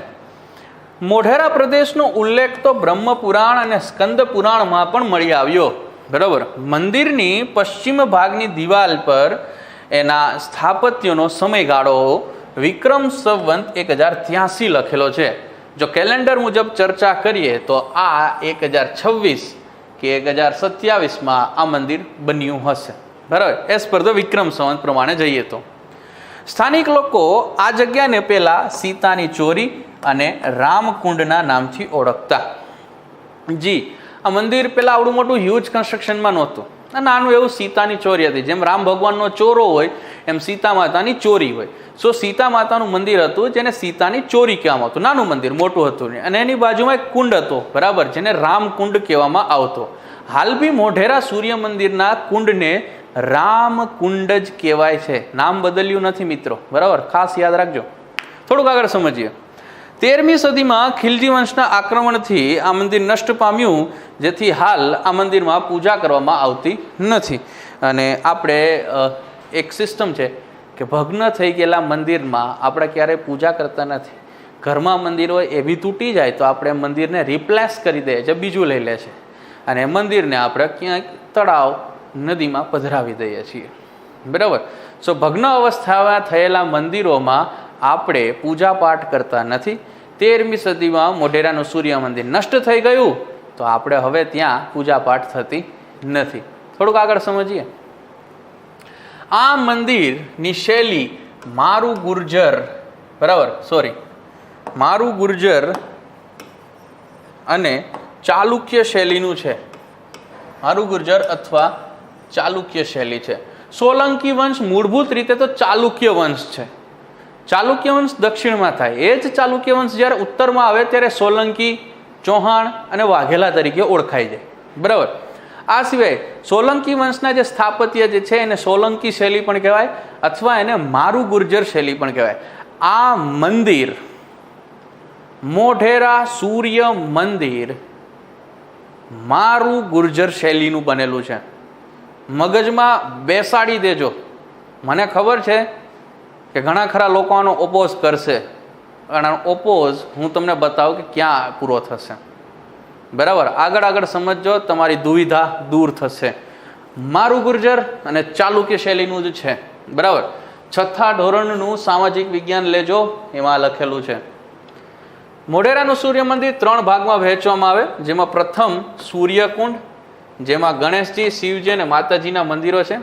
અહીં એક કીર્તિ તોરણ પણ આવેલું છે, લાઈક આવી રીતનું છે કીર્તિ તોરણ. દેન આ કુંડ, બરાબર, અહીંથી તમે એન્ટ્રી લો, કુંડ આવશે. કુંડની અંદર 108 જેટલા મંદિરો છે. 108 મંદિરો કેના છે? ગણેશજી, શિવજી અને માતાજીના છે, બરાબર. સો ફર્સ્ટ પોર્શન શું થયો કે તોરણ, બરાબર, અને કુંડ. દેન સેકન્ડ પોર્શનમાં શું આવે? દ્વિતીય સભા મંડપ છે, જે 52 સ્તંભ પર વસેલો હતો અને આ 52 અઠવાડિયાનું પ્રતીક છે. હવે મંદિર જ સૂર્ય ભગવાનને સમર્પિત છે તો કેલેન્ડરની ચર્ચા તો આની અંદર આવવાની જ થશે. તો મંદિરના સેકન્ડ ભાગની અંદર અહીંયા સભા મંડપ હતો, બરાબર. આ સભા મંડપ, આ જે છે એ 52 સ્તંભ પર બનેલો, અને આ 52 સ્તંભ જે છે એ 52 અઠવાડિયા, વર્ષના અઠવાડિયા કેટલા હોય? 52, તો એને સમર્પિત છે. એવી જ રીતના એનો તૃતીય ગર્ભ મંડપ છે, બરાબર. દેન આ થર્ડ પોર્શન, જેને કહેવાય ગર્ભગૃહ, જેની અંદર શિવલિંગ હશે કે જે કંઈ ભી હોય, બરાબર, એ 12 મહિનાના 12 અલગ અલગ સ્તંભો પર આધારિત હતો, બરાબર. સો અહીંયા કેટલા સ્તંભ હતા? 12 સ્તંભ, બરાબર. પ્રદક્ષિણા પથ મળે છે સોલંકી શૈલીમાં? જી નહીં. સોલંકી શૈલીમાં આખા મંદિરને પ્રદક્ષિણા કરવી પડે. 3 અલગ અલગ ડિવાઇડેશનમાં છે, બરાબર. એટલે તમે પ્રોપર રીતના આને પ્રદક્ષિણા ન કરી શકો. એ સિવાય તેની મૂર્તિઓ જે છે, એટલે કે આ સભા મંડપ છે કે આ ગર્ભગૃહ છે, એમાં જે મૂર્તિઓ કંડારેલી છે એ રામાયણ, મહાભારત અને કામસૂત્રના ગ્રંથો પર આધારિત છે. આ મંદિરની શિલ્પકલા એટલે કે મૂર્તિ કલા મહદ અંશે ઈરાની શૈલી સાથે સામ્યતા ધરાવે. દુવિધા અહીંયા તમારી દૂર થઈ. મગજમાં એક વસ્તુ ખાસ સ્ટોર કરી દેજો, ઈરાની શૈલી છે શું? પહેલા તો આ શબ્દ વારે વારે આવે છે મોઢેરા સૂર્ય મંદિર જોડે. ઈરાની શૈલી, ઈરાની શૈલી એક મૂર્તિ કલા છે, નહીં કે સ્થાપત્ય કલા, બરાબર. ઈરાની શૈલીની મૂર્તિઓ બની શકે, ઈરાની શૈલીના મંદિરો ન બની શકે. ભારતમાં ક્યાંય ઈરાની શૈલીનું મંદિર નથી. હવે તમારી દુવિધા અહીંયા સંપૂર્ણ રીતે દૂર થશે, બરાબર. રિસર્ચ કરવાની છૂટ છે. બરાબર. ચલો, કામસૂત્ર પર આધારિત છે, ઈરાની શૈલી સાથે સામ્યતા ધરાવે. જેમ કે ઈરાની શૈલી શું કામે? અહીંયા 7 અશ્વ કંડારેલા છે. આ મંદિર કયું છે? સૂર્ય મંદિર. સૂર્ય ભગવાનને સમર્પિત છે? જી હા. સૂર્ય ભગવાનનો રથ હોય? જી યસ. સૂર્ય ભગવાનના રથમાં કેટલા ઘોડા હોય? 7 ઘોડાઓ હોય. તો ઘોડા અહીંયા કંડારેલા છે? હાજી. ઈરાની શૈલીમાં સૌથી વધારે કયું પશુ કંડારવામાં આવે? ઘોડો. એટલે આની શું કહેવાય? સામ્યતા કેની જોડે છે? ઈરાની શૈલી જોડે. તો રથ બનાવેલો છે એનો મતલબ એવો થયો? જી યસ. તો મોઢેરા સૂર્ય મંદિર રથ મંદિર છે ભાઈ. બરાબર, રથ મંદિર છે. થોડુંક સમજો આગળ. જાન્યુઆરી મહિનાના 3જા સપ્તાહમાં અહીં 3 દિવસનો નૃત્ય મહોત્સવ થાય, જેને ઉત્તરાર્ધ મહોત્સવ તરીકે ઓળખવામાં આવે, અને જ્યાં ભારતના શાસ્ત્રીય નૃત્ય જે છે પરફોર્મ કરવામાં આવે. શાસ્ત્રીય નૃત્ય, ક્લાસિકલ ડાન્સ ફોર્મ જે છે આપણા કથક, કુચીપુડી, ભરતનાટ્યમ, બરાબર, એ બધા, મોહિનીઅટ્ટમ, એ બધા અહીંયા ડાન્સ પ્લે થશે. બરાબર. આ સિવાય ગુજરાત સરકાર પુરાતત્વ વિભાગ આ મંદિરની દેખરેખ રાખી રહ્યું છે. આ એની થોડીક એવી ઝાંખી છે. અને મહત્વની વસ્તુ, 2021 26 જાન્યુઆરી ગુજરાત સરકાર દ્વારા જે ટેબ્લો બનાવવામાં આવેલું હતું, એ કયું હતું? મોઢેરા સૂર્ય મંદિર. 26મી જાન્યુઆરી આપણે પરેડ થાય, જેમાં દરેક રાજ્યની ઝાંખી હોય, જેને ટેબ્લો કહેવાય. ગુજરાત તરફથી આ વખતે શું હતું? મોઢેરા સૂર્ય મંદિર ટેબ્લો તરીકે હતું. સો આઈએમપી સમવેર ક્યાંક છે. બરાબર. ચલો થોડુંક આગળ સમજીએ. મંદિરના સંદર્ભમાં વાસ્તુકલા, મંદિરની વાસ્તુકલાના સંદર્ભમાં થોડાક પારિભાષિક શબ્દો જે છે, ટર્મિનોલોજીસ જેને કહેવાય, જેને ટર્મિનોલોજી કહી શકીએ. ટર્મ્સ શેના સંદર્ભમાં? વાસ્તુકલાના સંદર્ભમાં. આ તમને પૂછ્યા છે, આ તમને વારે વારે પૂછી બી રહ્યા છે. આ છે શું એટલે મેં તમને અહીંયા રાખ્યા છે પાછળ. બરાબર. જેમ કે તમને એક મંદિર પૂછી લે પેપરમાં, આ મંદિર કયું છે? સંધારા છે, નિરંધાર છે, કે પછી સર્વતોભદ્ર પ્રકારનું મંદિર છે? આવો પ્રશ્ન પૂછી લે. બરાબર. તો આ પેલા શું છે એ જ ખબર નથી આપને. તો આપણે પેલા એ જાણવું જોશે. જેમ કે સંધારા મંદિર. બરાબર. આ પ્રકારના મંદિરમાં પ્રદક્ષિણા માટે પથ બનાવવામાં આવેલો હોય છે. સ્તંભની પરસાળ, પરસાળ એટલે ગેલેરી, ગેલેરી એટલે ઓસરી જેને કહી શકીએ, દ્વારા એક ચોરસ ગર્ભગૃહ બાંધવામાં આવે. આમ સંધારા મંદિરમાં પ્રદક્ષિણા પથ હોય છે. તો એક ચોરસ ગર્ભગૃહ જે સ્તંભોના આધાર પર છે અને એને ફરતે તમે પ્રદક્ષિણા કરી શકો, તો એ સંધારા પ્રકારનું મંદિર કહેવાય. એવી રીતે દાખલા તરીકે, ઉદાહરણ તરીકે, કાલિકા માતા મંદિર ગુજરાતના દેવભૂમિ દ્વારકા જિલ્લામાં નવી ધ્રેવાડમાં જે આવેલું છે, એ સંધારા પ્રકારનું મંદિર છે. આ મંદિર જે છે સંધારા મંદિર કહેવાય. એક ગર્ભગૃહ અને એને તમે પ્રદક્ષિણા કરી શકો. આવા પ્રશ્નો આવે છે. સેકન્ડ સમજો, નિરંધર મંદિર. આ પ્રકારના મંદિરોમાં પ્રદક્ષિણા પથ હોતા નથી. મોઢેરાનું સૂર્ય મંદિર, જેમાં પ્રદક્ષિણા પથ નથી, આખા મંદિરને તમારે પ્રદક્ષિણા કરવી પડે. બરાબર. ઉદાહરણ તરીકે રોડા મંદિરનો સમૂહ ક્યાં આવેલું છે? રોડા મંદિર સાબરકાંઠા જિલ્લાના રાયસિંગપુરાના રોડા, રાયસિંગપુરા એટલે રોડા, અને ખેડ ચાંદરણી ગામની વચ્ચે હિંમતનગરથી 18 કિલોમીટર દૂર આ મંદિર આવેલું છે. તમને પ્રશ્ન એ જ પૂછશે કે ગુજરાતમાં આવેલા રોડાના મંદિરો કેવા મંદિરો છે? સંધારા, નિરંધાર કે સર્વતોભદ્ર? બરાબર. આ સમજો ખાસ, આવા પ્રશ્ન આવે છે. બરાબર. ત્રીજું જોઈએ, સર્વતોભદ્ર. આ પ્રકારના મંદિરો મુખ્ય દિશામાં 4 કાર્યાત્મક દરવાજા હોય છે. અહીંથી બી એન્ટ્રી થાય, અહીંથી બી એન્ટ્રી થાય, અહીંથી બી એન્ટ્રી થાય, અહીંથી બી એન્ટ્રી થાય. ગર્ભગૃહની આસપાસ 12 સ્તંભની હારબંધ પ્રદક્ષિણા પથ હોય છે. આ પ્રકારના મંદિરોમાંથી બધી બાજુથી પ્રવેશ દ્વાર થાય છે. જેમ મેં કીધું એ પ્રમાણે, ઉદાહરણ તરીકે શ્રી કેરાનું શિવ મંદિર ગાંધીધામ કચ્છમાં આવેલું છે. કોણે બાંધેલું છે? કચ્છનો પ્રખ્યાત રાજા લાખા ફુલાણી.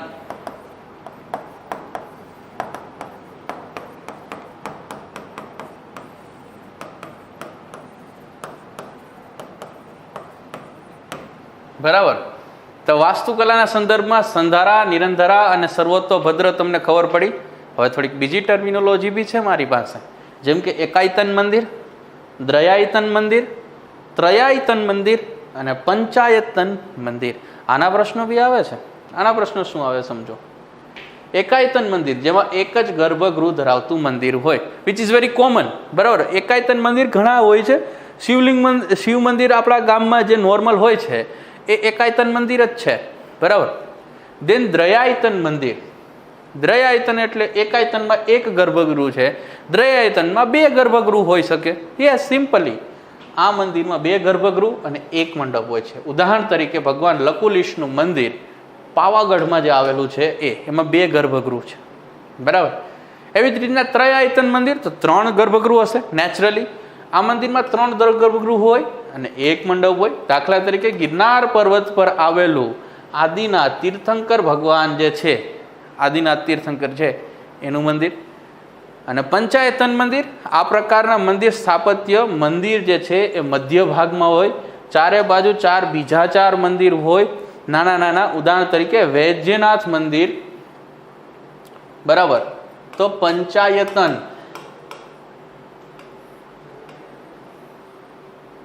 મધ્ય ભાગમાં મોટું મંદિર, અહીંયા એક નાનું મંદિર, અહીંયા એક નાનું મંદિર, અહીંયા એક નાનું મંદિર, અહીંયા એક નાનું મંદિર. આ પંચાયતન ટાઈપ કહેવાય. બરાબર. ઉદાહરણ તરીકે વૈજનાથ મંદિર. ચલો, તો આ એક વસ્તુ થયું. અને હવે આપણે આપણા છેલ્લા ટોપિક તરફ આવી ગયા છીએ. અને ગુજરાતની સ્થાપત્યની અંદર આધુનિક સમયમાં રાજા મહારાજાઓ જે એમના દ્વારા મહેલો બાંધવામાં આવ્યા, યુરોપિયન ઢબના, યુરોપિયન શૈલીના. બરાબર. એની ચર્ચા કરીશું. ઘણા ખરા મહેલો છે, પણ ગણતરીના 2 સારા એવા મહેલો છે જે હું તમને અહીંયા સ્ટડી કરાવીશ. એમાં એક આવશે વેરી ફેમસ લક્ષ્મી નિવાસ પેલેસ, લક્ષ્મી વિલાસ પેલેસ, LVP. બરાબર. લક્ષ્મી વિલાસ પેલેસ બધાને ખબર છે, વડોદરામાં આવેલું છે. બધાને ખબર છે મહારાજી સયાજીરાવ ગાયકવાડ ત્રીજાએ બંધાવેલું છે 1890માં. આ મહેલનો મુખ્ય સ્થપતિ એટલે આર્કિટેક્ટ મેજર ચાર્લ્સ મંટ છે. બરાબર. આ મહેલ વડોદરાના રાજ્યવી ગાયકવાડોના શાહી પરિવારનું નિવાસ સ્થાન હતું, જે કોતરણી કામ અને સ્થાપત્ય કલાનો ઉત્તમ નમૂનો છે. 19મી સદીનો આ સ્થાપત્યનો એક સુંદર નમૂનો લંડનનું બેકિંગહેમ પેલેસ. બેકિંગહેમ પેલેસ શું છે અંદાજો છે? ઇંગ્લેન્ડની રાણીનું નિવાસ સ્થાન છે બેકિંગહેમ પેલેસ. બરાબર. તો લંડનના બકિંગહામ પેલેસ કરતાં 4 ગણો મોટો છે આ. આમાં કોઈ મોટી વિશેષતા નથી. મુકેશ અંબાણીનું ઘર બી આના કરતાં મોટું છે બેકિંગહેમ પેલેસ કરતાં, એન્ટાલિયા. બરાબર. સો એવું કોઈ મોટી વાત નથી. થોડુંક આગળ સમજીએ. અહીંના ફ્લોર વેનિશિયન શૈલીના બનેલા છે. વેનિશ ક્યાં આવેલું છે? યુરોપમાં. તો યુરોપિયન ઢબનો થયો છે આ. અહીંથી થોડું ઘણું સમજજો. દિવાલો અને બારીઓ બેલ્જિયમ શૈલી. બેલ્જિયમ ક્યાં આવેલું છે? યુરોપમાં આવેલું છે. અહીંનો બગીચો વિલિયમ ગોલ્ડરિંગ દ્વારા સજાવવામાં આવ્યો છે, જે મહેલની સુંદરતામાં વધારો કરે. ગોલ્ફ કોર્સ બી અહીંયા આવેલો છે. બરાબર. થોડુંક સમજો. આ મહેલ 700 એકરમાં ફેલાયેલો જુદી જુદી ઇમારતો, સંગ્રહાલયો, મોતીબાગ મહેલ, મહારાજા ફતેહસિંહની આર્ટ ગેલેરીનો સમાવેશ થાય છે. બરાબર. આ મહેલમાં શાહી પરિવારને લગતા ઘણા કડો નમૂના અને સંગ્રહાલય પણ આવેલા છે.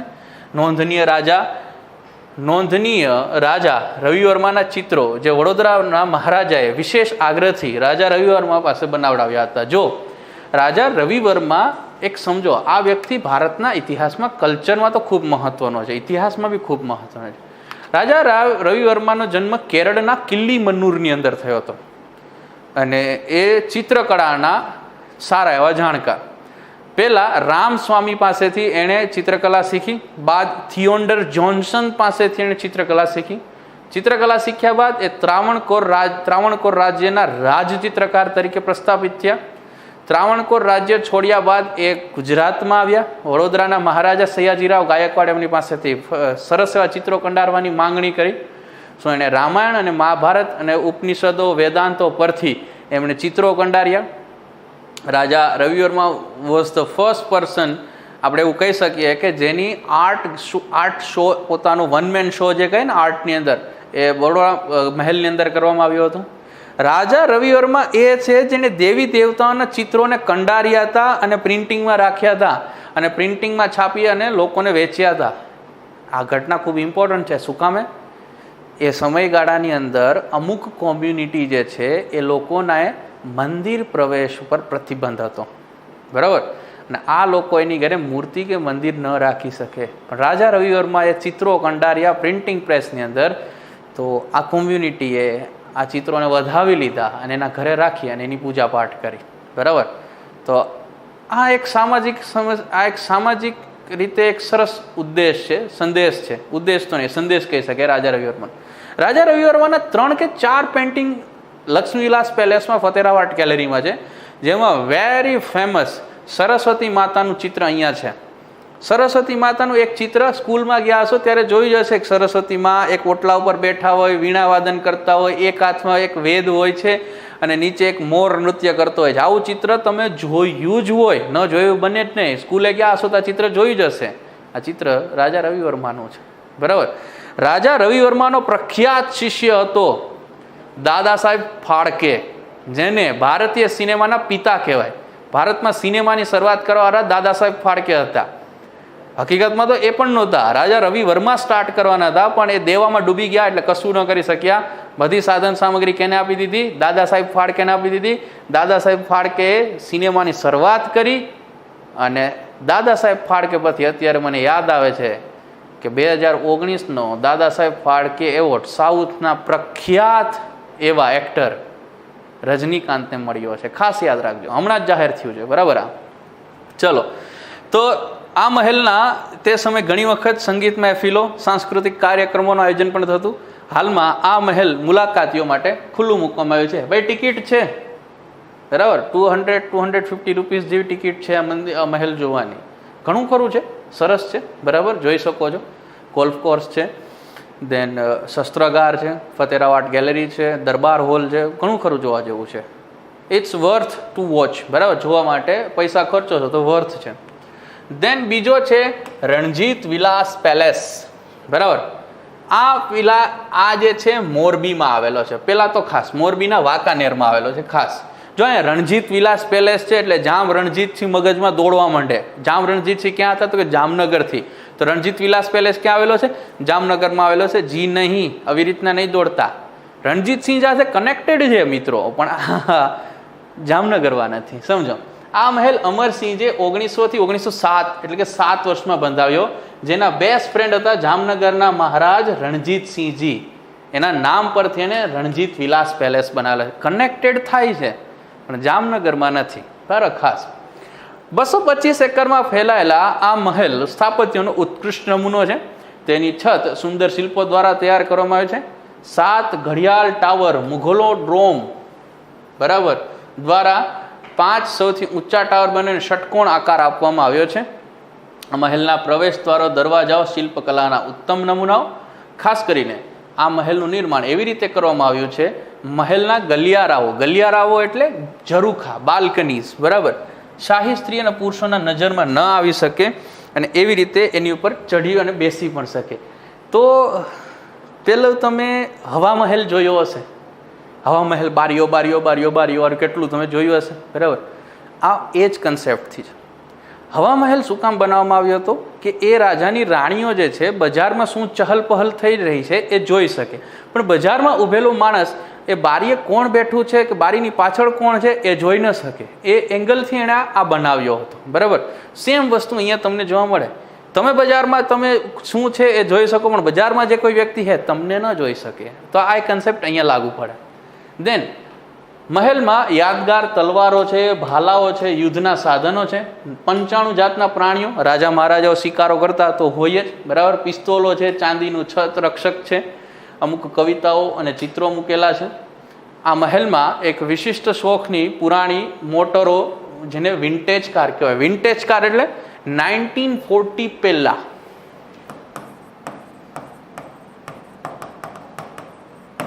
1940 પહેલાની જેટલી કારો હોય એને વિન્ટેજ કાર કહેવાય. વિન્ટેજ કારનો સમૂહ અમદાવાદમાં છે ભાઈ, બરાબર. સરસ રીતના આપણે મૂકેલી છે. 200થી વધારે કાર આવેલી છે. બેન્ટલી, ગ્લેમર્સ બધી પડે, રોલ્સ રોયસ છે, બરાબર. તો વિન્ટેજ કારનો સંગ્રહ પણ છે. આ મહેલમાં 14 કાઠિયાવાડી ઘોડાઓ રાખવામાં આવેલા છે. ઉપરાંત ઇટાલિયન શૈલીના ફુવારા પણ છે. અગેન ઇટાલી એટલે યુરોપિયન ઢબની થઈ, બરાબર. મહેલનું નિર્માણ ટેકરી પર કરવામાં આવ્યું છે, જેના પર મહેલથી તમે સંપૂર્ણ વાંકાનેર શહેરને તમે જોઈ શકો. વાંકાનેર શહેરમાં તમે ઊભા હોય તો બી તમને ઉપર મહેલ દેખાય, અને એ મહેલ ઉપર ચડીને તમે જુઓ તો ચારે બાજુથી તમે વાંકાનેરને જોઈ શકો છો, બરાબર. આ મહેલની અંદર સુંદર મૂર્તિઓ, કોતરણીઓ દ્વારા એને સજાવવામાં આવી છે. તેનું સ્થાપત્ય સૌ કોઈને મંત્રમુગ્ધ કરી દે તેવું. અહીં રાજ્ય અતિથિગૃહ ચેર ભવન આવેલું છે. મહેલના સ્થાપત્ય ડચ, ઇટાલિયન અને યુરોપિયન શૈલીનો પ્રભાવ જોવા મળે.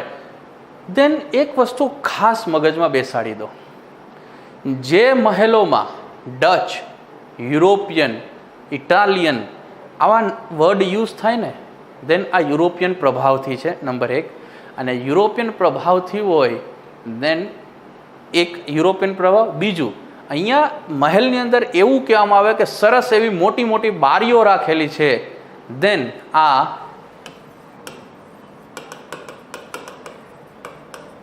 ઇન્ડો ગોથિક શૈલીનું થશે, બરાબર. મહેલો તમને પૂછે છે કઈ શૈલીના છે. ગુજરાતમાં 90% મહેલો, 90% મહેલો ઇન્ડો ગોથિક શૈલીના બનેલા છે, બરાબર. ખાસ યાદ રાખજો. સો આ 2 મહેલોની ચર્ચા મારે કરવી હતી. અને યસ, એએસઆઈ પીએસઆઈના મિત્રો, આ સેશન અટેન્ડ કરવા માટે ખૂબ ખૂબ આભાર. Thank you so much. અને આ સેશન તમને ભવિષ્યમાં અને આવનારી એક્ઝામમાં લાભદાયી નીવડે એવી આશાઓ. અને યસ, ભાગતા રહો, ભણતા રહો. એક વખત ભાગી જાઓ, આ ભણેલું તમને શું કહે કામમાં આવશે. ભાગતા શરમાતા નહીં અને ભણતા બી શરમાતા નહીં. પીએસઆઈ બનવું છે, શરમ સાઈડમાં મૂકો અને દોડો, બરાબર. અને વાંચો, પીએસઆઈ બનો એવી તમને બધાને શુભેચ્છાઓ. Thank you so much.